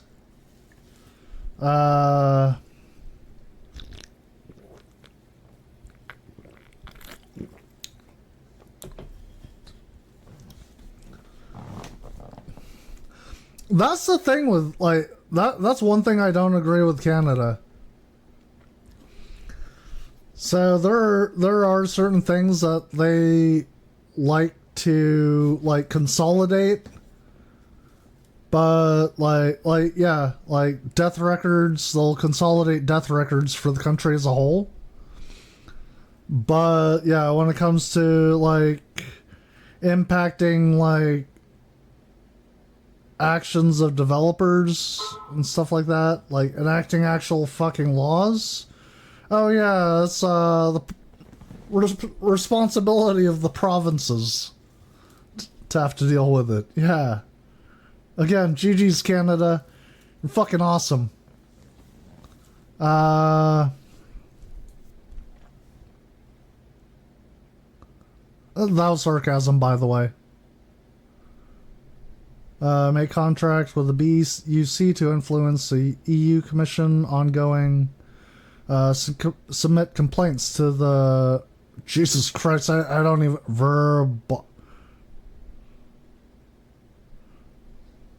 Yeah, I don't even know how to pronounce that. Should I try? You know what? Let's try.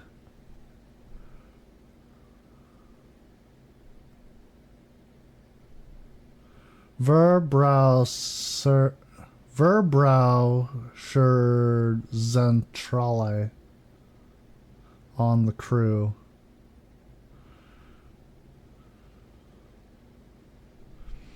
Issue escalated at the agency, decision pending. Okay. Submit complaints to the DGCCRF on the crew. Issue escalated to the highest levels of the agency, decision pending. Okay. Contact the UFC Chasseur on... I think I might have butchered that. The Choisir on the crew, ongoing. Submit complaints to French legal mediators on the crew, still processing, but likely will get deferred to the DGCCRF, which is back up here. Submit complaints to the ACCC on the crew, issue escalated at the agency, decision pending. Submit a petition to the Australian Parliament on the destruction of games. Said they won't act. The ACCC should be contacted instead. Okay. Worked. Asked questions of the EU Commission on the destruction of games. Said there could be a violation, but it has to be handled through the member states. Initiated a lawsuit in Brazil on the crew. Can't read it past this freaking closed caption. Let's turn the... there we go. Yep, turn off closed caption. Failed due to us requiring sales figures on the crew in Brazil to proceed, which we don't have. Tell you what, Brazilians, if you're watching this... sorry, it's in English, but those of you who can speak English, pass this around. Yeah. You could likely get action, like, started on it. Tell your fellow countrymen. Submit complaints to the FTC on the crew. No response, but this was expected.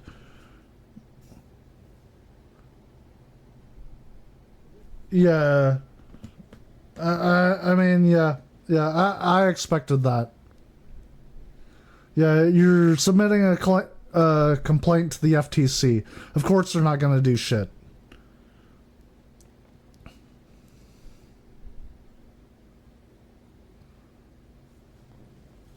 Like, they literally require everyone else to act before they act. So, yeah, if you want change, you gotta get every other country on board. And then the FTC will be like, oh yeah, we're all on board for this.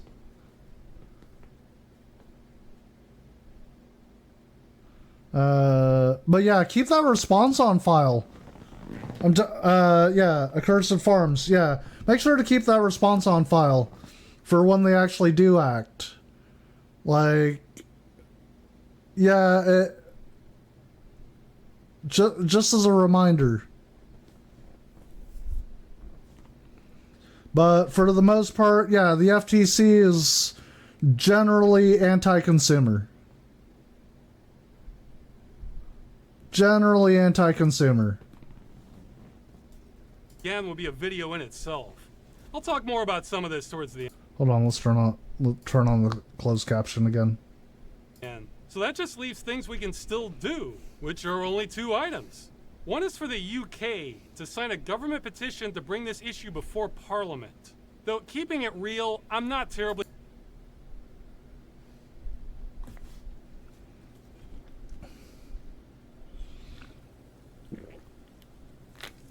Okay. So the petition is to prohibit publishers irrevocably disabling video games they have already sold. All for it. All for it. You already sold it. You didn't, like... Yeah, you already sold it.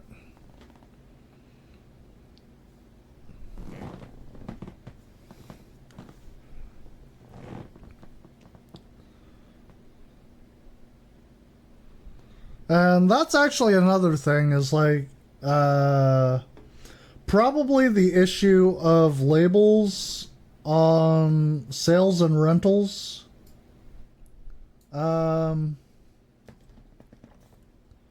Yeah, you should not constitute something as a sale if you're only buying the license to it. If you're only buying the license to it, it should constitute as a rental.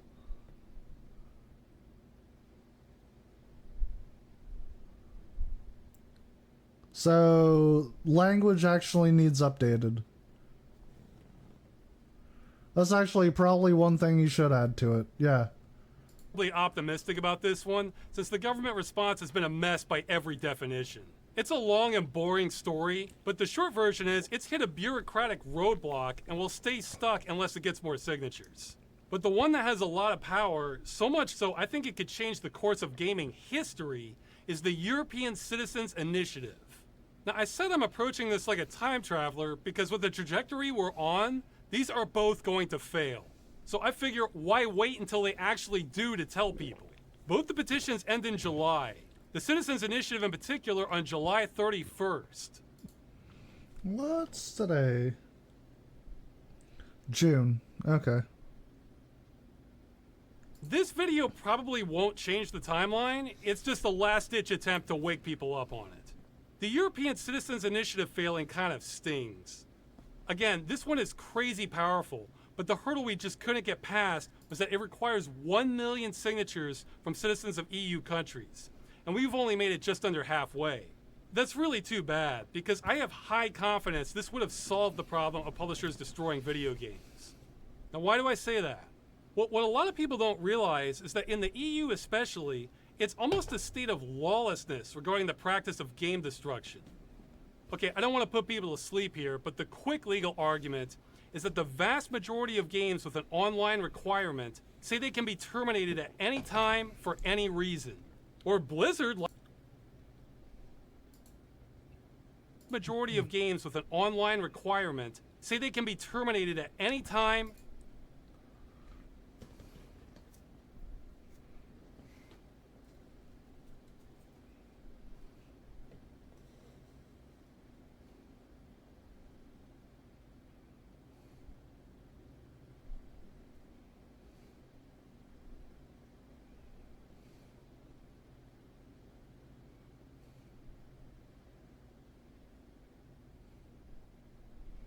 Yeah, the language on this one, on the termination in the EULA, is also pretty vague. Like, what reason? What is the reason to terminate? What are the violations? Okay, violations of...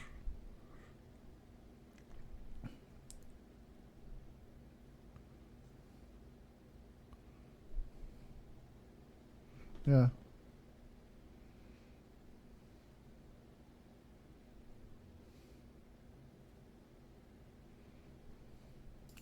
So...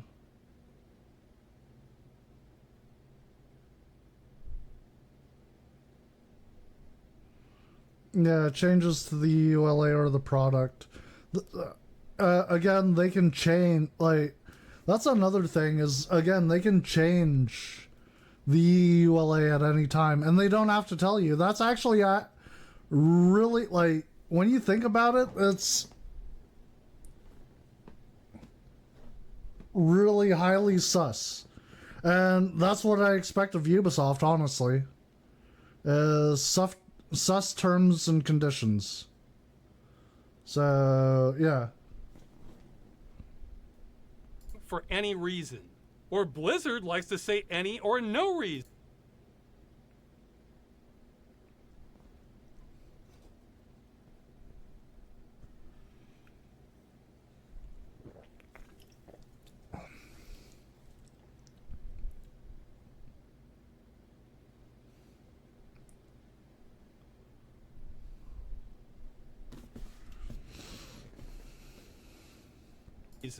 But uh-oh, according to the EU Commission, that might be a violation of Directive 93.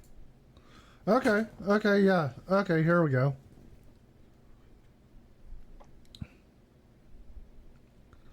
Yeah, so...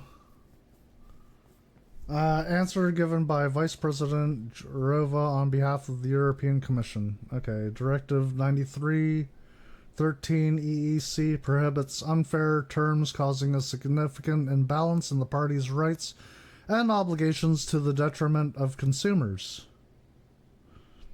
Man, I wish we had those. Do we have those? Probably not. Fucking FTC again. Won't act until fucking the, like, the last ones to act. 313 EEC, which protects consumers against unfair terms in consumer contracts. So if that term is unfair, that means that part of the contract is null and void. Okay, yeah, I see where he's getting at. Okay. Nice. And if it's null and void, then what does the law say about how long your purchase lasts? Well, it doesn't. That's the whole mess.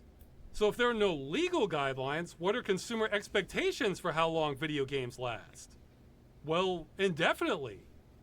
Even the average online multiplayer video games from the 90s can still work today if you didn't change the hardware or software. So the law wasn't written for this situation. The industry's terms might possibly be illegal, and traditional expectations are games last indefinitely. Now, of course, publishers can't support games indefinitely, but by not giving expiration dates or end-of-life plans, that might be the situation they've put themselves in. I cannot emphasize enough what a mess this is. If you were an impartial judge just trying to interpret the law, you'd have a headache. I don't know what you would do. You'd probably tell the EU Commission they need to make a law on this because this is a glaring omission.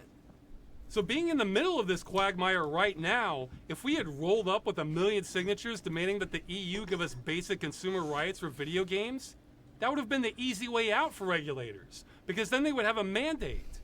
That's what I meant about my half-joke slide about politicians liking easy wins.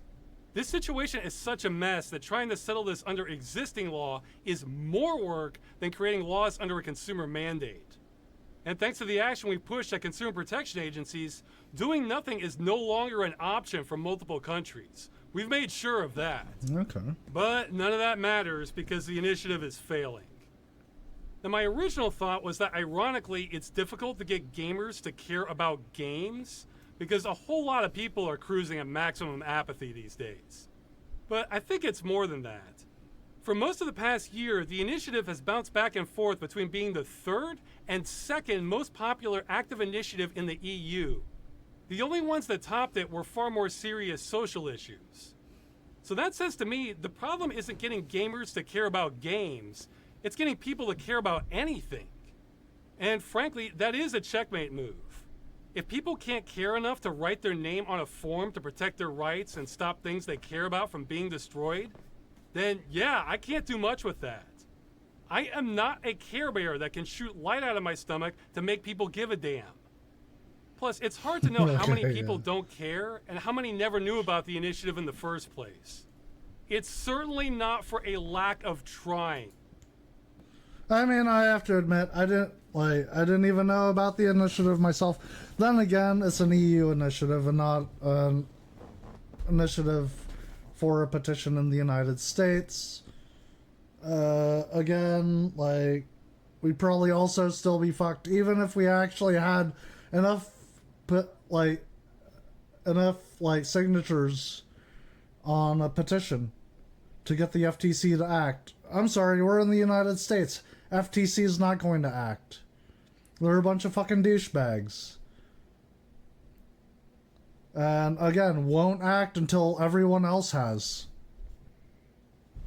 Like, when they're being surrounded, then the FTC will probably act. Or they'll wait until someone else actually works the law, you know? Works around it. So, that's the thing about a lot of government agencies, especially in the US, is that they do not like to do the work. Like, if someone else can do the work, fucking great.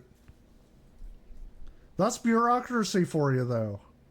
Like, it's all about trying to get someone else to do the work, so you don't have to.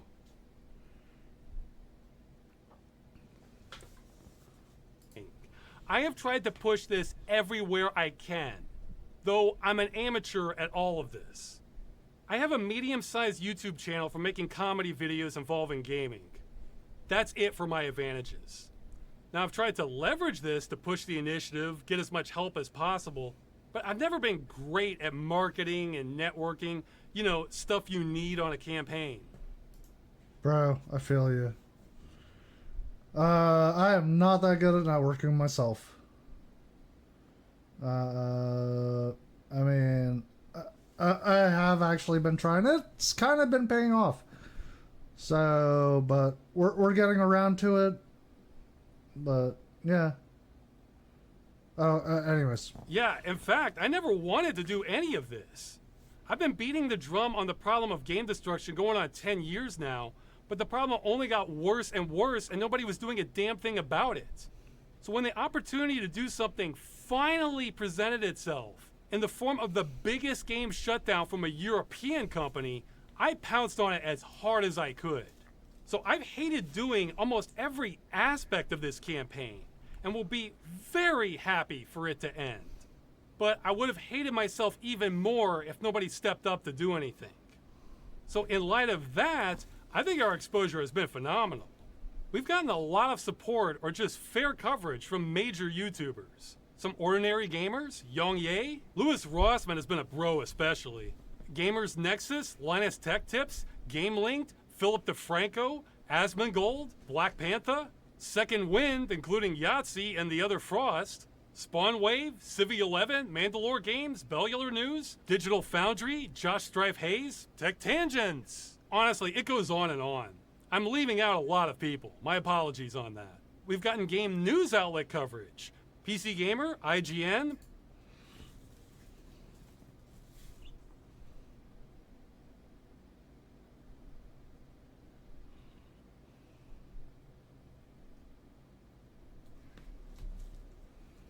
Rock Paper Shotgun, Kotaku, TechSpot.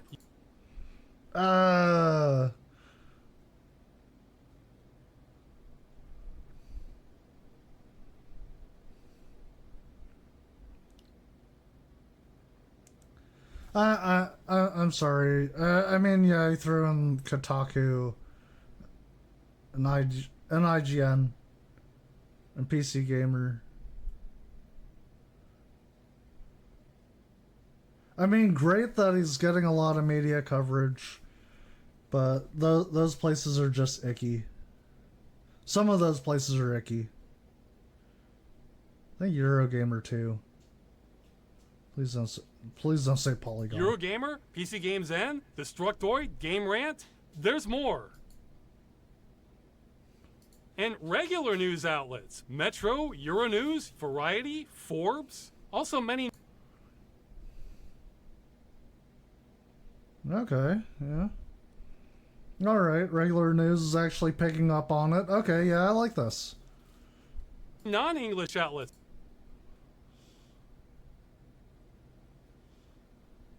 For France, Germany, Italy, Poland, Hungary?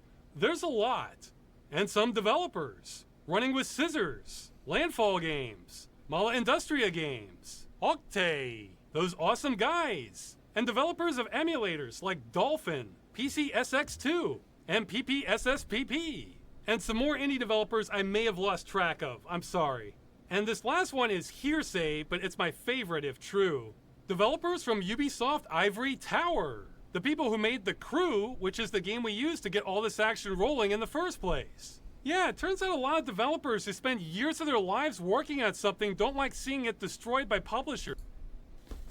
Yeah, I mean, I agree. Yeah. Fucking, when you work on something, you don't want to see it get destroyed. That's actually, like, fucking legit, isn't it?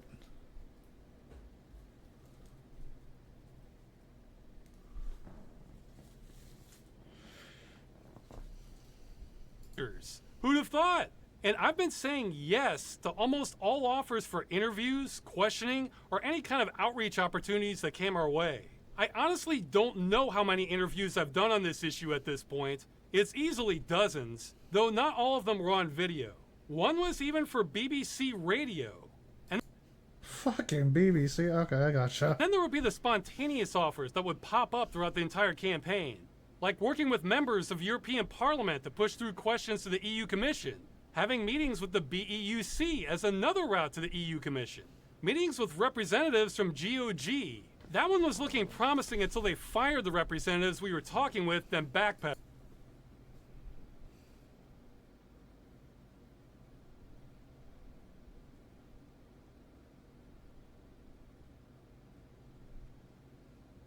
That sucked. Meetings with representatives from Heineken. Yeah, I didn't see that one coming. Okay. Heineken, of all companies, supports the initiative because it ties in well with some gamer lounge campaign they have going. That one. Yeah, also a thing. You know, when you buy beer, yeah, you like when you buy like a 6-pack of beer, you also own that fucking 6-pack of beer. Oh my god, that's a fucking crazy concept, isn't it? That's a really crazy concept. Was going to be a huge boost for us, but they ended up having. And you know what? Also, just to add, you know, the lifetime of that beer only ends after you've drank it all. But if that beer could last forever, you'd own that fucking beer forever. Just saying. To postpone it a year, which is too late. I've had meetings with Fudo, F-Camp. Probably the funniest of these was another member of European Parliament who is also on the Committee on Culture and Education. Their staff reached out to me, set appointments, canceled, then kept having to reschedule 3 times. And this is all on top of the day-to-day outreach, organizing, and just basic communication with God knows how many people.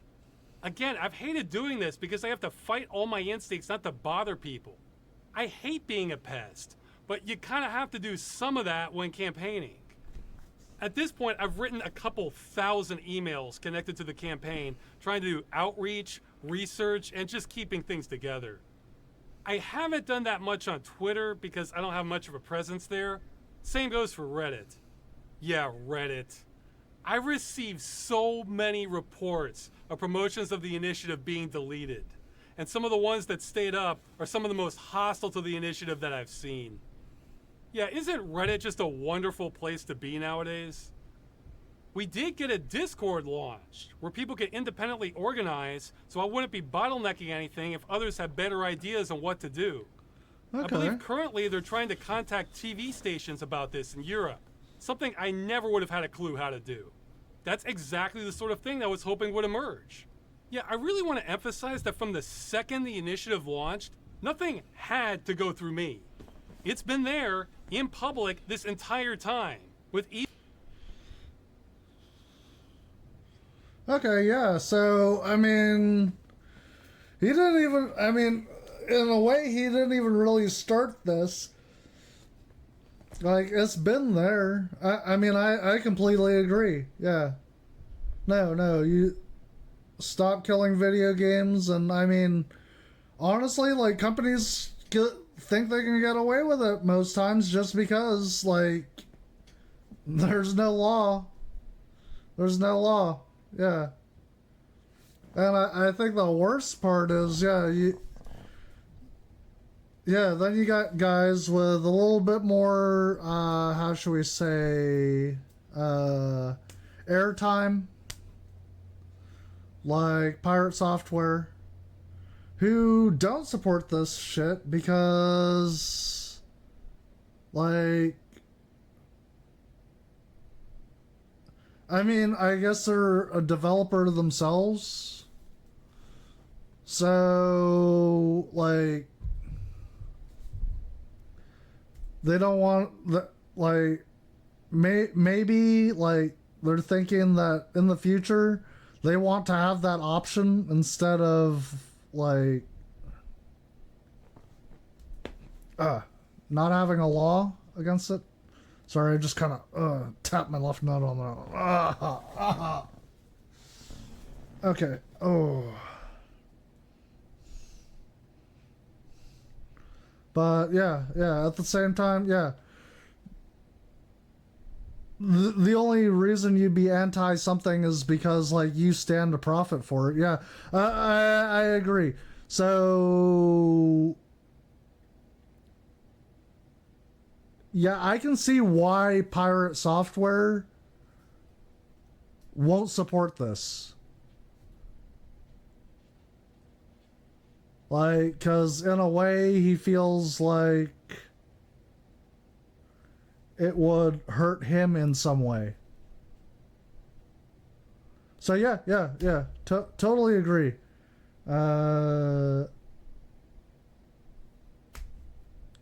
Like, yeah, don't destroy. Yeah, stop killing games.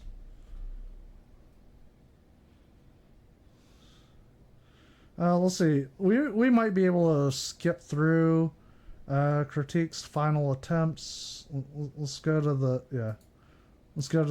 bit right here. Now, I have been maybe fairly criticized for not running a fundraiser for this. There are reasons for that. The first is, until recently, I didn't know where we would spend it. People would say, buy ads. Yeah, that's a thing. Like, even like me, like, if you were to run a fundraiser, first thing, like, you need planning. Like, you really need planning. You can't just do a fundraiser just because. Like, where are you going to spend that money? Yeah, ads. Ads would probably be, like, the way to go. Don't let anyone know I told you this, but maybe you could bribe a few politicians, you know what I'm saying?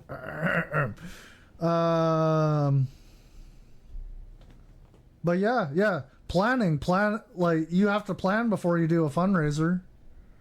Just saying. But the initiative could be considered political, and YouTube doesn't allow political ads in a lot of EU countries. Okay, yeah, okay. Oh, okay, that is a problem, yeah.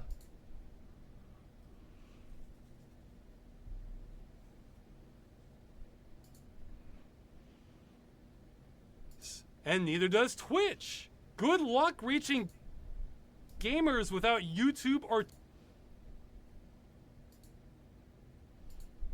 Yeah, that's actually really shit.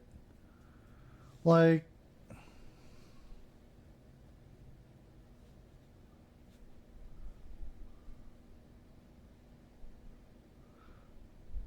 Yeah, you can't post political content, and this isn't even really political.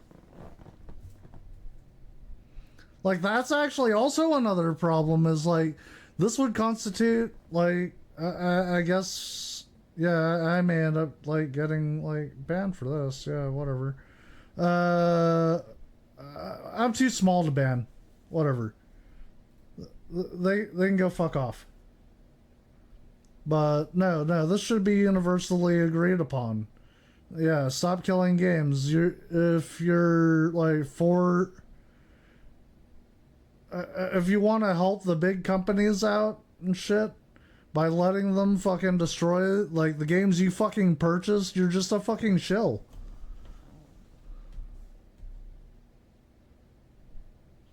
But this isn't political. This is something everyone should like kind of get behind, you know? This is consumer rights. Twitch. So taking money with no plan, that's a grift. And another reason is I am one of the worst people to manage that sort of thing. Financial paperwork is an Achilles heel of mine. Yeah. No, I also agree on that part. It's like, yeah, you need someone to like deal with the money, like be accountable for it. Yeah, I understand. And seems to take me 10 times more effort than anything else. I mean, I can do accounting, budgeting, math. That's not a problem. No, I mean having knowledge of all the obscure forms you need to fill out, what all the tax laws that apply are. Yep, that's also another thing. Yeah, forms you have to fill out and tax laws. Yeah, completely agree. So yeah, I can understand why you didn't do a fundraiser. Yeah, like 100% agree. What all the specialized terminology is, and just all the hidden rules.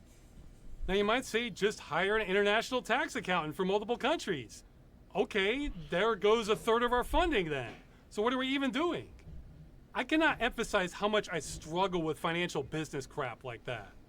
So the thought of me putting together a fundraiser for what might be considered a political fund that needs to adhere to laws in multiple countries, and if I make a mistake that could be considered a crime? Oh, no. That's like asking somebody with severe dyslexia to write a book report on war and peace. Okay, yeah, I get it. Anyways, final attempts. Let's see. Common opposition arguments. And that's from people who support the campaign. And that's for how I've run this campaign kind of comes down to be more popular. Yeah, sure. Maybe everybody else knows how to do that. I don't. Yeah, no. I kind of view that critique as similar to don't be poor financial advice. Yeah. And that's from people who support the campaign. For all the support and fair coverage we've received, there's been some opposition too. Though I want to say 80, maybe even 90% of people who are against the initiative are against it because they think it's doing something it's not. For example, the number one criticism about the initiative that we've never been able to shake is that it's unworkable because you can't expect publishers to support games forever. Yeah, we know. That's why we've never asked for that. I must have said this 100 times now. It was written on the website from day one.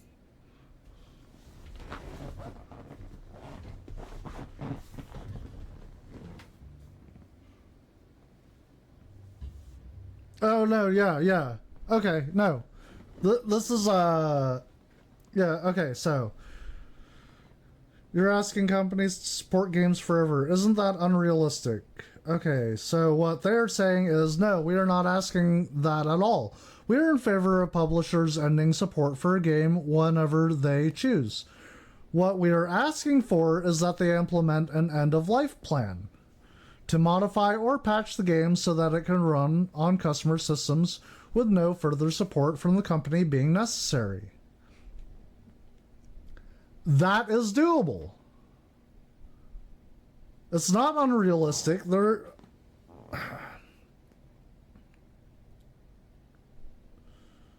Like, for example,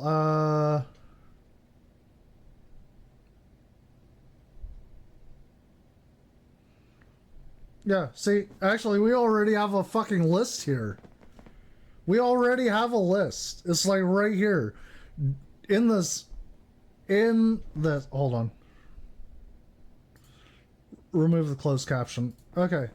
Yeah, we already have Gran Turismo Sport, Knockout City, Mega Man X Drive, Scrolls, Colors, Bane, Duelist. And that's just like... That's just the games on... There are other games that...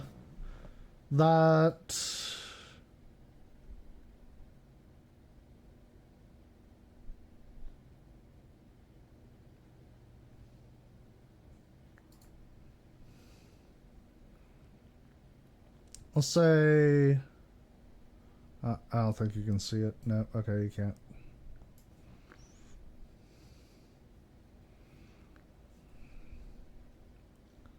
Okay, here's a good example. So if, let's say you have Baldur's Gate 3. Actually, let's see. Yeah, you have Baldur's Gate 3,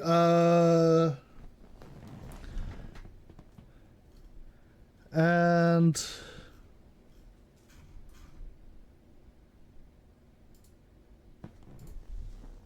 hold on.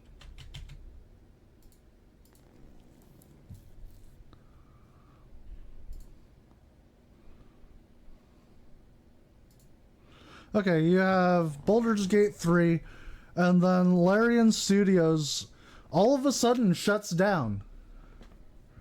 And then, like, do you expect Baldur's Gate to go with Larian in the shutdown? Like, you own the game. Do you expect to lose the game when the company shuts down? No. No. Like, you should own that game.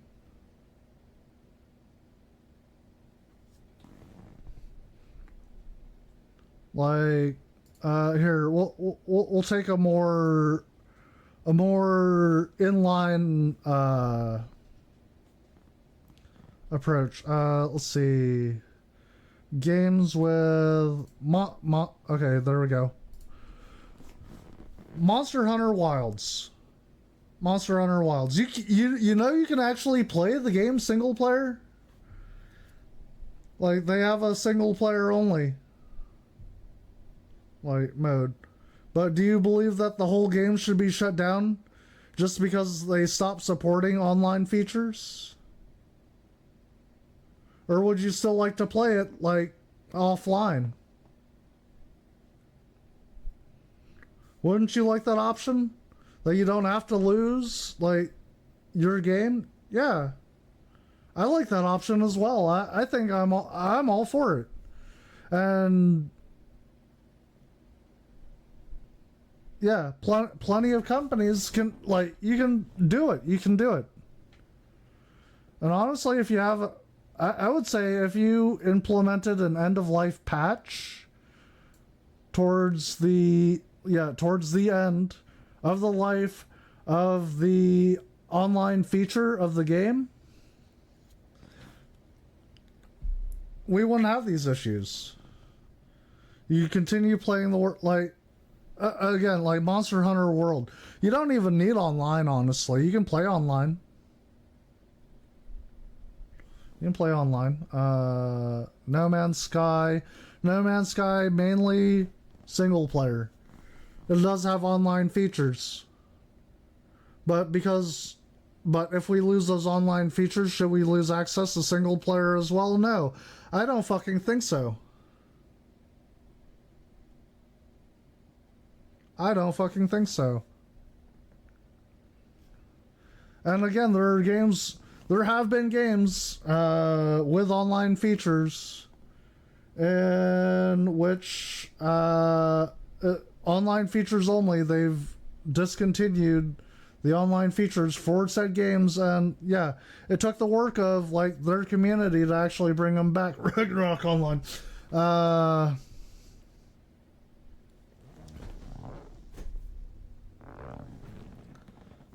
But yeah, I don't think that. But I mean, honestly, yeah. I mean, Ragnarok Online was you never paid for the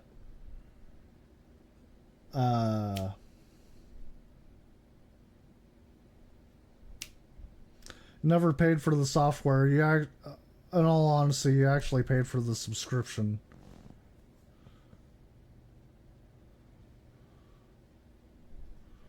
But yeah, there are actually a lot more games on here.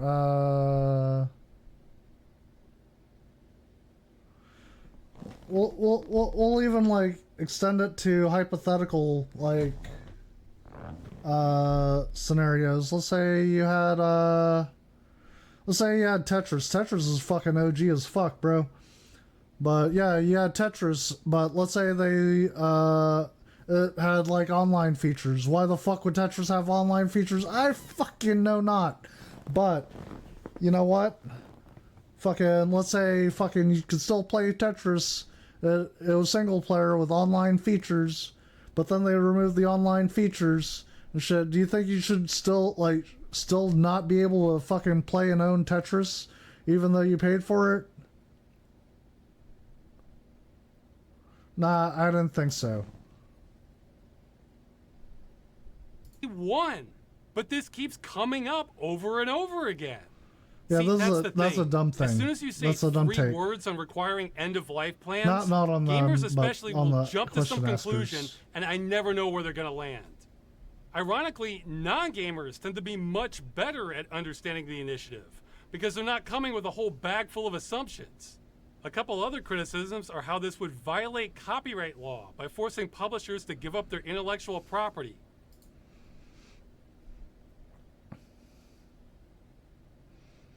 No, actually, again, that's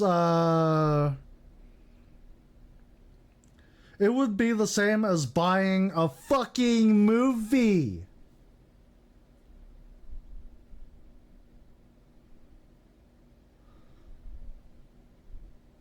Like, do you think you have the right to redistribute after you've bought the movie? No, actually, you pretty much don't.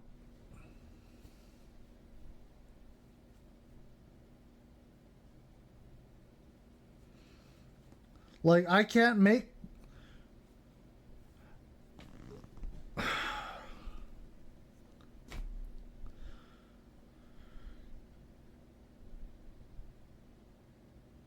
You can't... So, let's say you buy a movie, you make a clone of that movie, and you sell the clone. That's a violation of copyright laws. That would be the same with games. You buy the game, you're not allowed to clone it, reverse engineer it, and sell the clone. None of that. That's a violation of the copyright laws. You're allowed to own it, play it, yeah.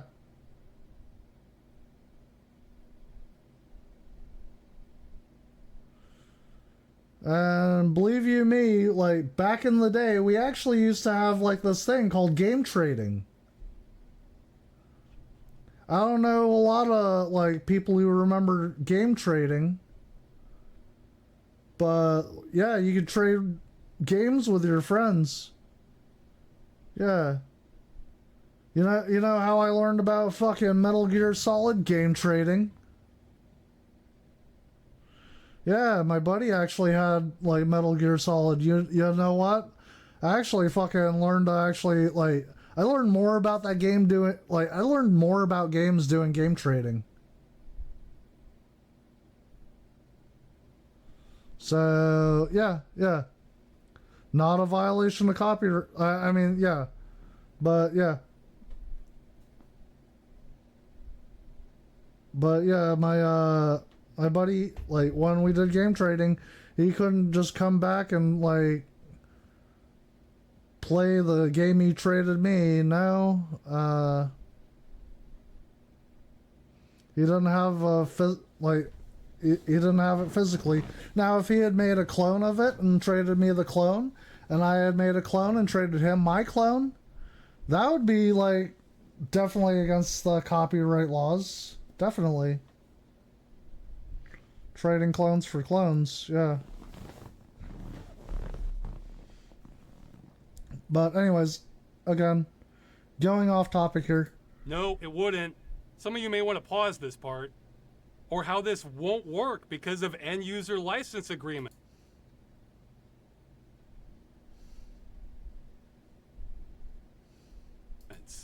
That's also not a problem. or how this isn't possible because publishers already have agreements with other companies and don't have the rights to distribute that code. We're aware of that. Yes. Yeah, the terms of the initiative would still be possible regardless of any pre-existing deals with publishers that might conflict with it because it's not retroactive. If passed, it would not go into effect until like years from now, giving publishers time to make new deals for future games they wish to sell in the EU. For existing games where these terms would still not be possible, there are multiple options, but only the EU Commission could make the final decision on what would happen. For example, some examples are shutting down the game before the new directive goes into effect, exempting existing games from new requirements, and only affecting new games sold after the directive goes into effect. Okay, yeah, okay. The initiative is still possible. Those are the ones I've seen most organically. Beyond that, there is a clear patient zero where others come from. Okay, I really don't want to do this next part, but it's become a liability for the campaign for me not to. Our biggest critic by far is YouTuber and streamer Pirate Software, who goes by Thor. If your only exposure to Stop Killing Games has been this video, then you've been misinformed. This video is by someone who does not understand the campaign, has been trying to stop it, and has been making up. Alright, we're gonna take one more break. We're gonna actually go through the whole video. So if we go over, we go over. And that's fine.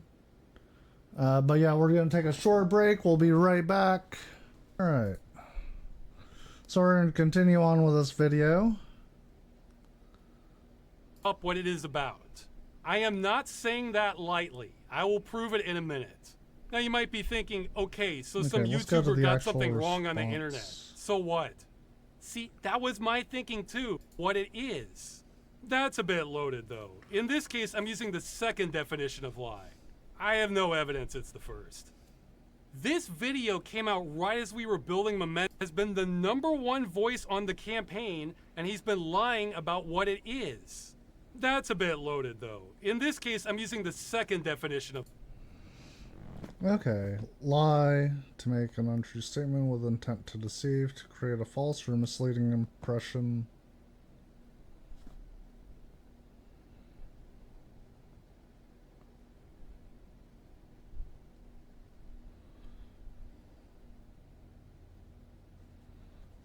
Yeah, I honestly believe like Pirate Software is creating a false or misleading impression of what this is actually is.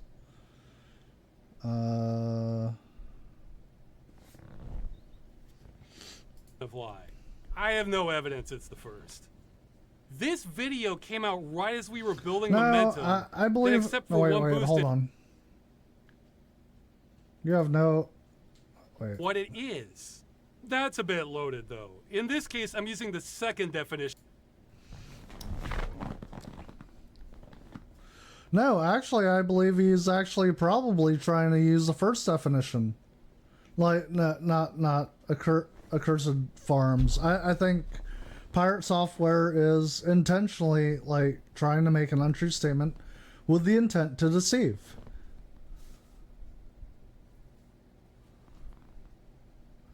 Because, like, in all honesty, it would benefit Pirate Software. Because he himself is a game developer. Of lie. I have no evidence. Game developer. It's the first. This video came out right as we were building momentum. Then, except for one boost in Germany, the signatures started drying up like clockwork. This put me in kind of a no-win scenario, too. Because if I ignored it, then a lot of people are going to get misinformed about the campaign. But if I did a response video, which is not something I wanted to do anyway, then it might look like drama farming, which could understandably turn off a lot of people from the campaign, because it's not about that at all. So I quickly made this video trying to clear up all misconceptions and concerns about the initiative with timestamps for everyone's questions, hoping the truth would eventually come out. I can see now that was a mistake. I should have just embraced the drama.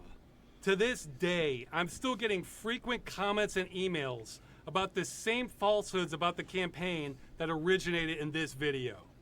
Well, now I have nothing to lose. If we don't get the signatures, then none of this matters anyway. So if this campaign is failing because of me not talking about this, then I'll at least correct history here on the way down.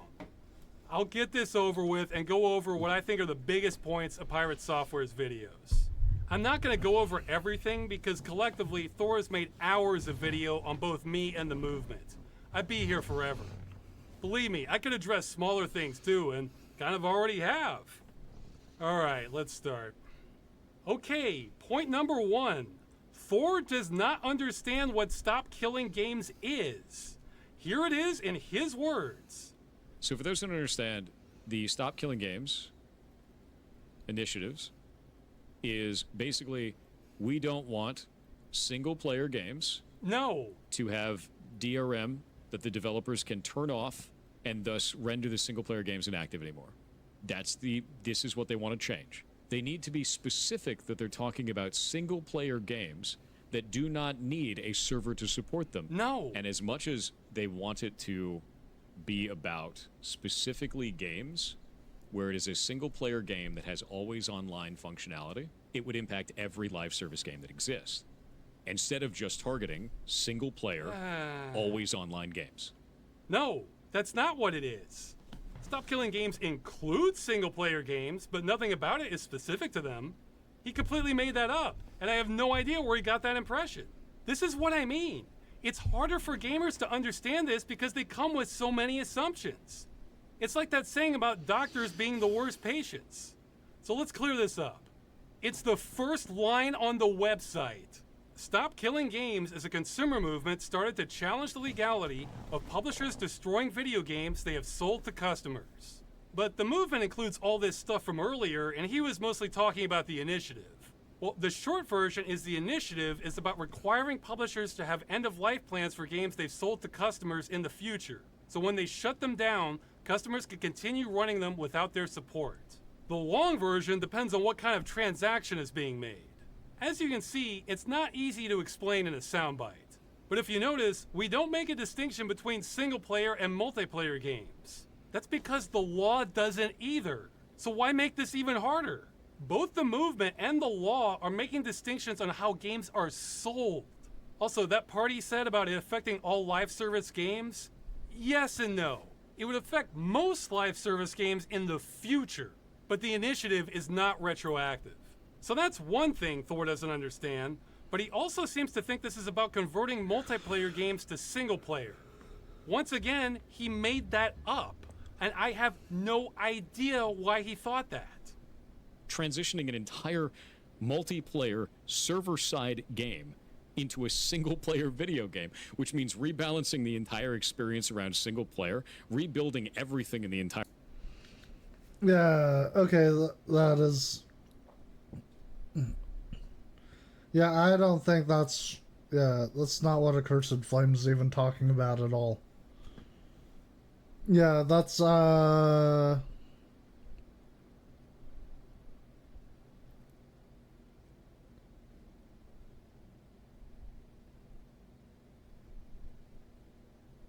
yeah, that's... It is fairly disingenuous for him to even say so. That's...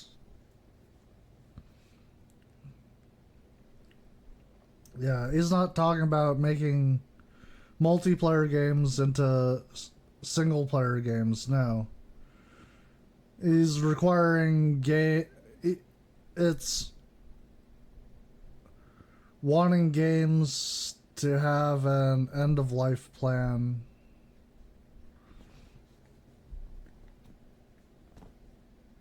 So, like, how should we say?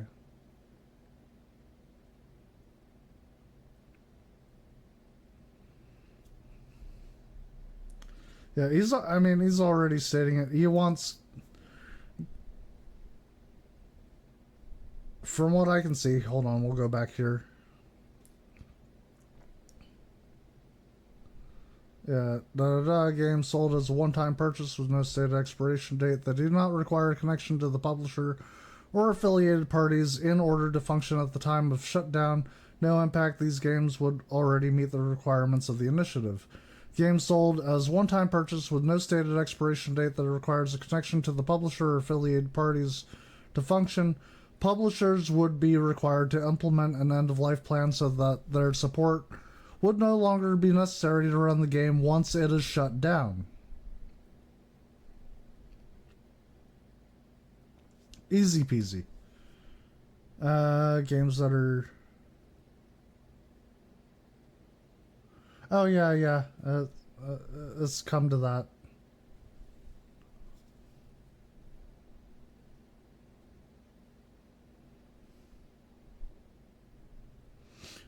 Just today? Just today?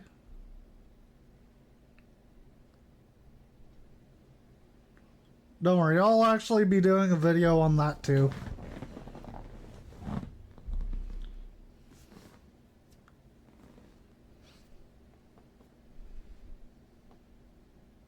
I'll straight up do a video on that.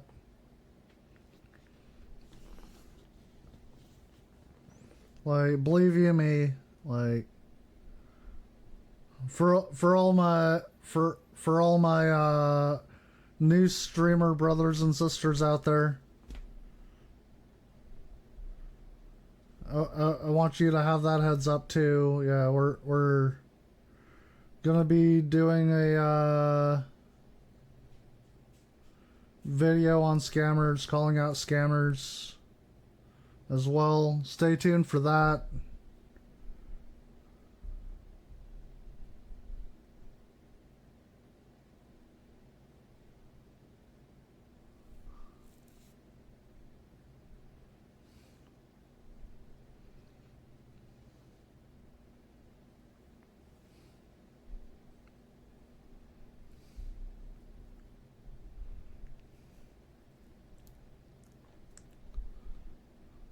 But, oh yeah, getting back to this.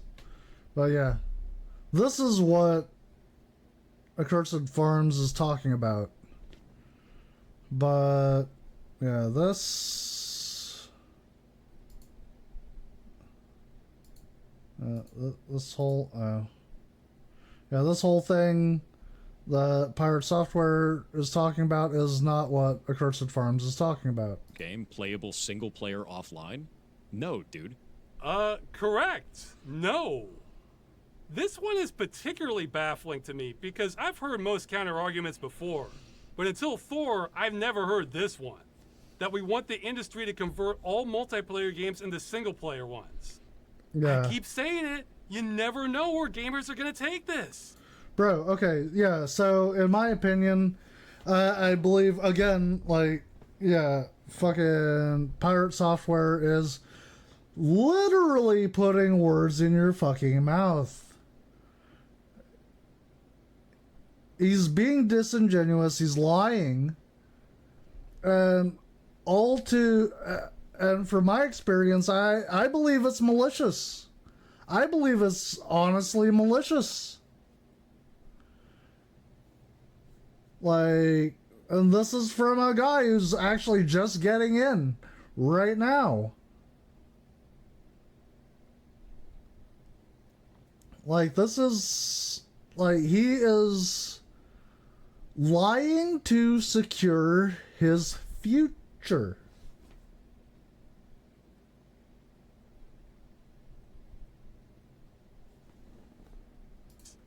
Nowhere in there does it say that it's directly targeting always online single player games. Oh, he's so close. He's so close to getting it. It is vague, and because of that, it will impact him. He never has that light bulb moment. Well, he is correct in that statement. It's almost as if that's not what the initiative is asking for. But those were his streams with a smaller audience. What does he say in his big YouTube video with over 1 million views that he had time to research? If we're trying to kill off the practice of developers putting together a live service game, pitching it as a single player experience, and then taking away support in the future... Now he's changed it again and is making up how it's about single-player games are advertised. What is he doing? It needs to be specific about the business practice it's trying to defeat, which is specifically companies that are doing this under the guise of it being a single-player game, but adding online-only functionality that is not necessary and doesn't add any gameplay elements. That's the problem. No, that's not it at all. And there are some people that'll say, well, just make it all single-player. Like well, you? I've explained that doesn't make any sense in the first place. If you're making it all single-player, you'd have to carve off all of that, and it's developer time and money. These are two different ideologies, and that's okay to have two different ideologies. I just won't agree with it. But those aren't the ideologies. Nothing in the initiative is asking to convert games to single-player. Nowhere in there does it say that it's directly targeting always online single-player games. Yeah, so why does he keep bringing it up? This is a total red herring. If we don't like the idea of live service games as a whole, I get it. Don't play live service games then. Don't agree to those terms. No, he's getting a new thing wrong now.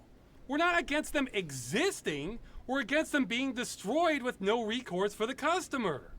Just use logic. If we didn't like them in the first place, why would we care if they're being destroyed? He says he gets it, but he doesn't. Let's talk about the actual bad business practices. In the case that a studio is making a live service game and they sell it to you as a product, they say that you are purchasing the game or you are buying the game, when in reality you're actually purchasing or buying a license. Okay, yeah, I've actually gone, I've gone through this whole video.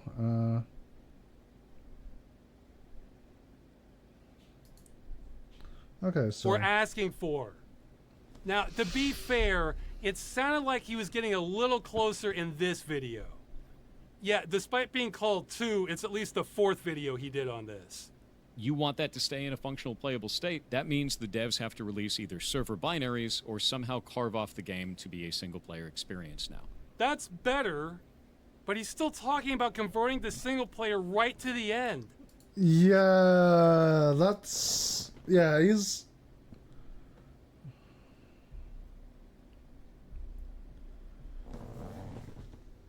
yeah, he is, in a way, let me make sure that's the right one.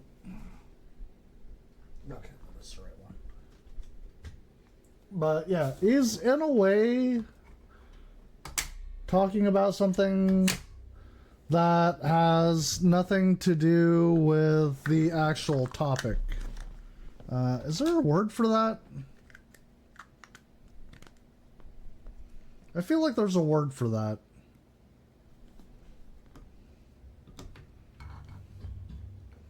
Jesus Christ.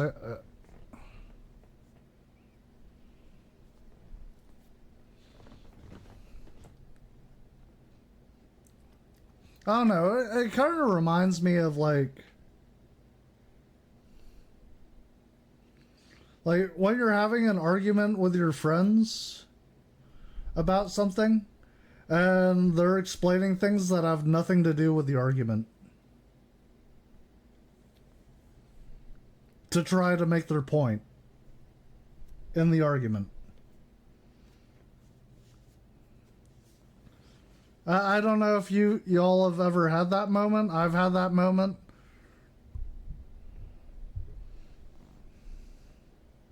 He never completely got it. So Pirate Software did not understand the initiative. Maybe still doesn't. That means the majority of his critique is about things it would not do, like kill all MMOs. If that passes, enjoy never playing an MMO again for the rest of your life. And taking away from every other person that plays MMOs. It really wouldn't. And I've explained why in that video, but the short version is companies would have to stop liking money for that to happen. Lots of money. But his number one criticism is that he thinks the initiative is vague. Incredibly vague. Too vague. Very vague. Damn vague. It's vague. It's vague. That is vague. Too vague. Vaguely written. Vague. Incredibly vague. Vaguely worded. Vague. Vague. Vague. This is vague. Damn, I keep like after hearing that word so much, like it kind of lost all meaning. This goes on. Well, from Thor's perspective, his logic is pretty sound for this part. But the thing about logic is it's only as good as your assumed truths. And he's said multiple times now that he thinks the initiative is only about single-player games. So since he's expecting the thing he made up, but that's not what the initiative is asking for, he thinks it's vague. Because for him, it is. Nowhere in there does it say that it's directly targeting always online single-player games. It is vague. Yeah, in fact, if we look at that long definition again, let's add a subsection just for Thor. Single-player games with an online DRM check. Okay.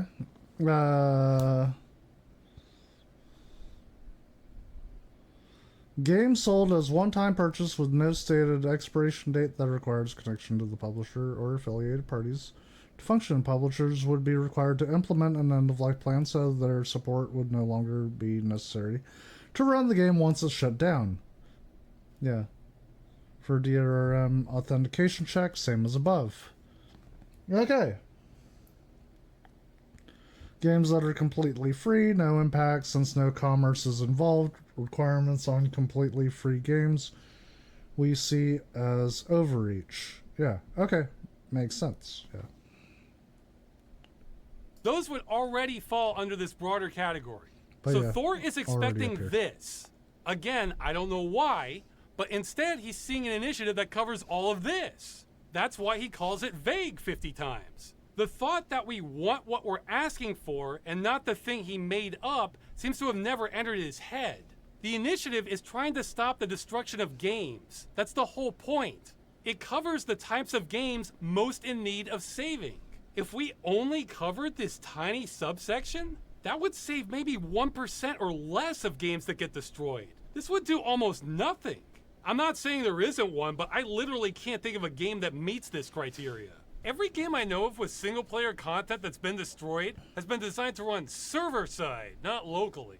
Older ones like that tend to have the DRM cracked, which is not an ideal solution, but that does stop game destruction. And newer ones with the Nuvo or something tend to have it removed by end of life. So I say less than 1%, but this might save 0% of games. I'm not sure. The initiative is actually not that vague. Though to be fair, some people did get hung up on this part. A reasonably playable or functional state. True, that is not 100% specific. There are reasons for that. You know how in law, police can stop a suspect with reasonable suspicion? Or a jury finds someone guilty beyond all reasonable doubt? That's because the number of situations you face are so varied that the law has to inject some common sense somewhere. It's the same with games. A multi-million-dollar MMO is a different animal from a budget arena shooter. It won't work making highly specific laws. That's one half of it. The other half of it is this sentence is an olive branch to publishers. I've heard complaints this isn't specific enough. Okay, but you know what the alternative to this would be? Here, I'll show you. The game must be fully functional and contain 100% of all features as advertised. Yeah, actually, yeah. Again, I agree. I agree. See, yeah.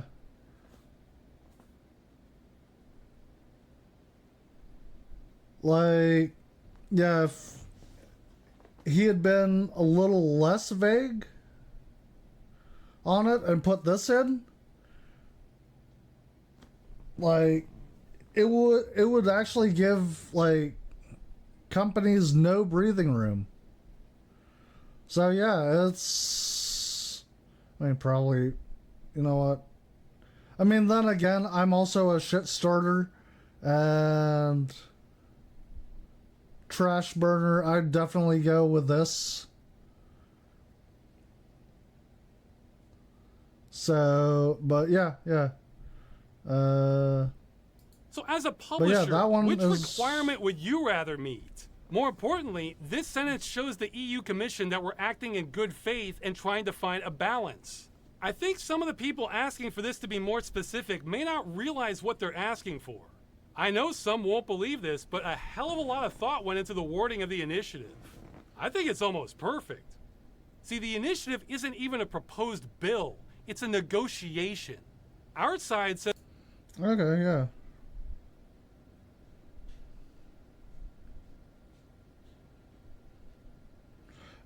Okay, so we'll actually skip ahead.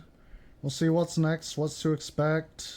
Now you might be thinking, is this campaign really so fragile that one big streamer can sink it just by misrepresenting it? Yeah. Oh, yeah, it totally is. It's been an uphill battle almost every step of the way. It sinks or swims to the whims of what big streamers do. It kind of reminds me of the Greek gods. That part about easy wins, that's for the politicians, not us. Ours are hard as nails. There are reasons it took me 9 years before I was ever able to actually do anything on this. It's a miracle it's gotten as far as it has. Now, I've seen people ask, if the initiative fails, then what's next? I have tried to explain this before. There is no next. What's next was 1.5 years ago with all those other things we've tried. We're at the final phase now. The European Citizens Initiative is our last possible chance to change anything. See, there are things governments and consumer groups are doing, and then there are things that us, the general public, are doing. After July, I see nothing left for us. So does that mean Stop Killing Games has failed? Well, no, nobody knows yet. We won't know the answer to that for a long time, maybe years. Government moves slowly. The initiative will be what's failed, not everything else. Without the initiative, we still have about 5 other chances for this to work. We have the consumer agencies in France, Germany, and Australia, and possibly help from the BEUC and the UFC Que Choisir, though those are iffier. But all their work is underway. It's out of our hands now. Now, I've heard some say, what if we launch the initiative again? Well, someone else can try that, not me. I tried my absolute damnedest writing off the publicity of the cruise shutdown and barely got halfway. It took a chunk out of my life with almost nothing to show for it. No way am I going to spearhead something like this again. I saw this as my only shot. I took it to the best of my ability. That wasn't good enough. I have no reason to think that doing it again will be successful. On the contrary, I think it would do far worse. Now that doesn't mean I'm being defeatist. I will continue saying yes to almost any opportunity that emerges until July 31st. I have some skepticism, but I am still available for Stop Killing Games until then. Though remember, you don't have to go through me at all. You just have to send people to the initiative. After that, no, Okay. I'm done. In fact, I think some people might be surprised just how done I am after July. It's not that I will have changed my mind on game destruction, it's just that there's nothing left after that. So I don't want to waste even more of my life on this. I've paid my dues. My income's dropped significantly since I started this because I haven't had time to make more fun videos which people would rather watch. And I don't blame them one bit. So besides being sick of running this thing, I have to make up for lost time so I can pay rent. Plus, believe it or not, I want time to actually play games and not just fight to keep them all the time.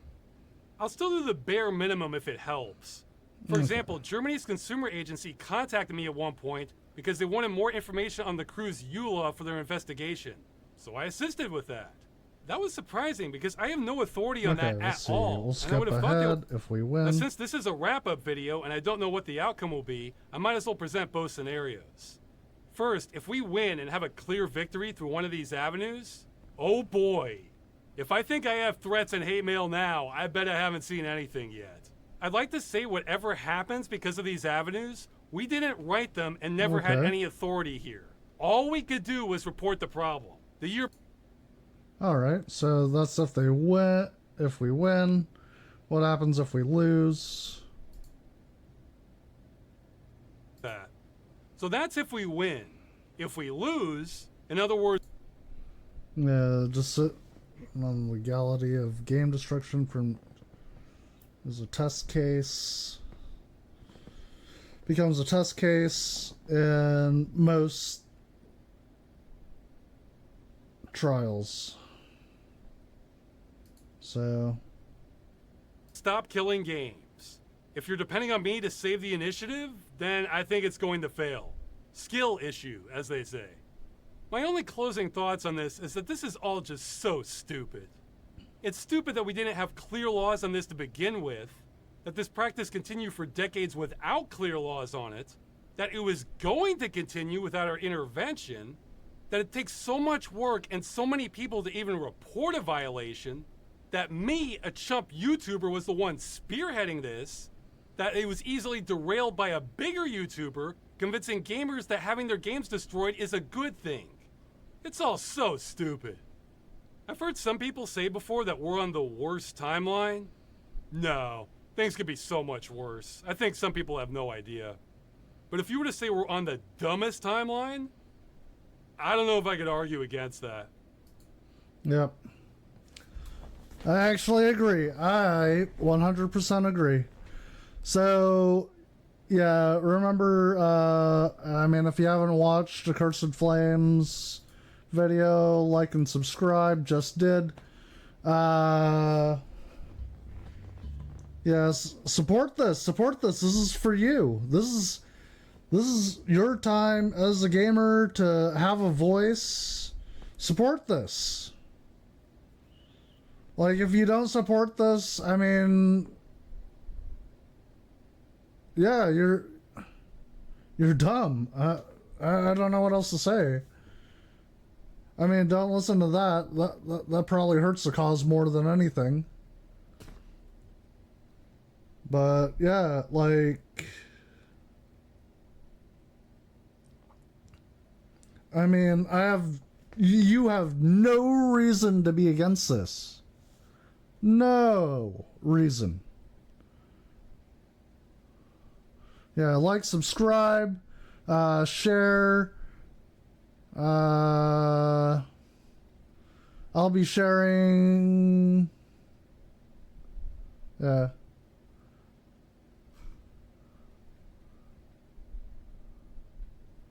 I think this is actually already on. Yeah, okay. Let's see. I'll go to my profile here. No. Replies. Oh, hello. Oh, yeah, Bicycle versus Prius, yeah. Bicycle lost, but I hate both of them. Here, I'm gonna share on my X. Post, promote, da-dow. Also, yeah, fucking...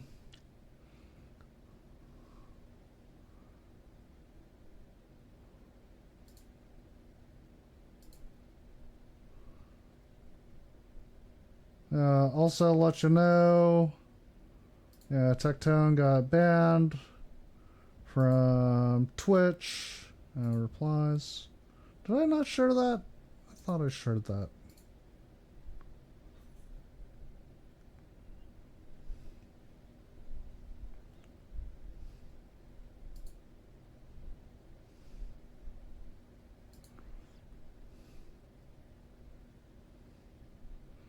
Yeah, share on every platform.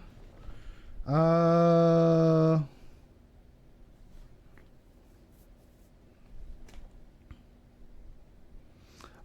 said I was gonna get, like, Asman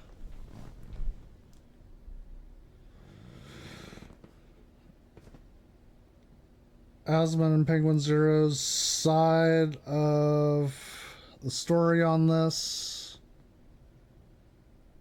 And, like, get some of their views. I mean, I've already formed my opinion. Fucking, yeah,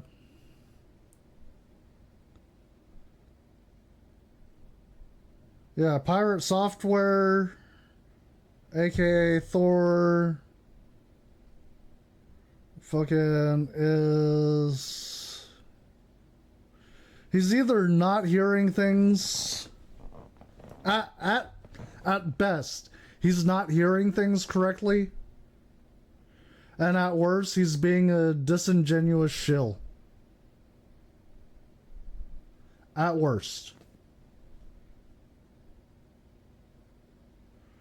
So that's my take on it. Again, fresh take. This is a fresh take. Literally just getting on this. Like, ahead of time. Or, getting on this way late in the game. Like, didn't have an opinion, now I have an opinion. And Accursed Flames actually right. Pirate Software is... Again...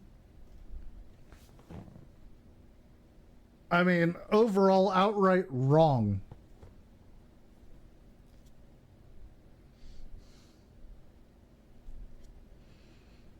And yeah, looking at all these replies, let me know. I'll actually make a whole like video.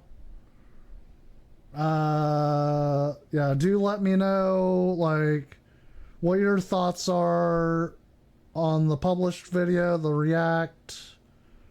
Again, check out Accursed Farms, the end of Stop Killing Games video. It's really good. It's really good. If you also want to see like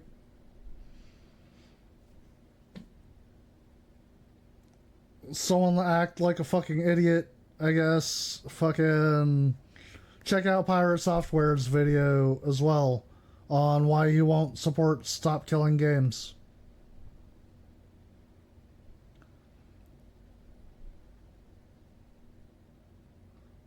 Like I don't know, like I felt like I was being gaslit watching his shit. And I think that's actually the whole purpose of his video, is to gaslight his viewers. Like, I honestly believe, like, he's being, like, really shilly about it.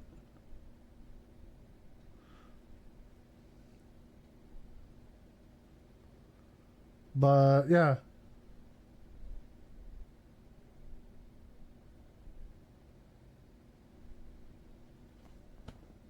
But, yeah, check out Accursed Farms. Fucking can't say it enough. Like, subscribe to him. This guy deserves it for all he's doing right now. Fucking true OG motherfucking hero, dude. Like, I'm glad he had started this. I get it. I get why he's tired and shit. It doesn't feel like it's working. But you can do something in your country for the most part. Here in the US, we're fucked because FTC is anti-consumer. So that's all I can say. FTC is pretty fucking anti-consumer. Yeah, fuck it. Y'all in your European countries, you've got it a little bit better as far as your government. Not gonna lie. I mean, it could be worse. Could be worse. You could have the FTC.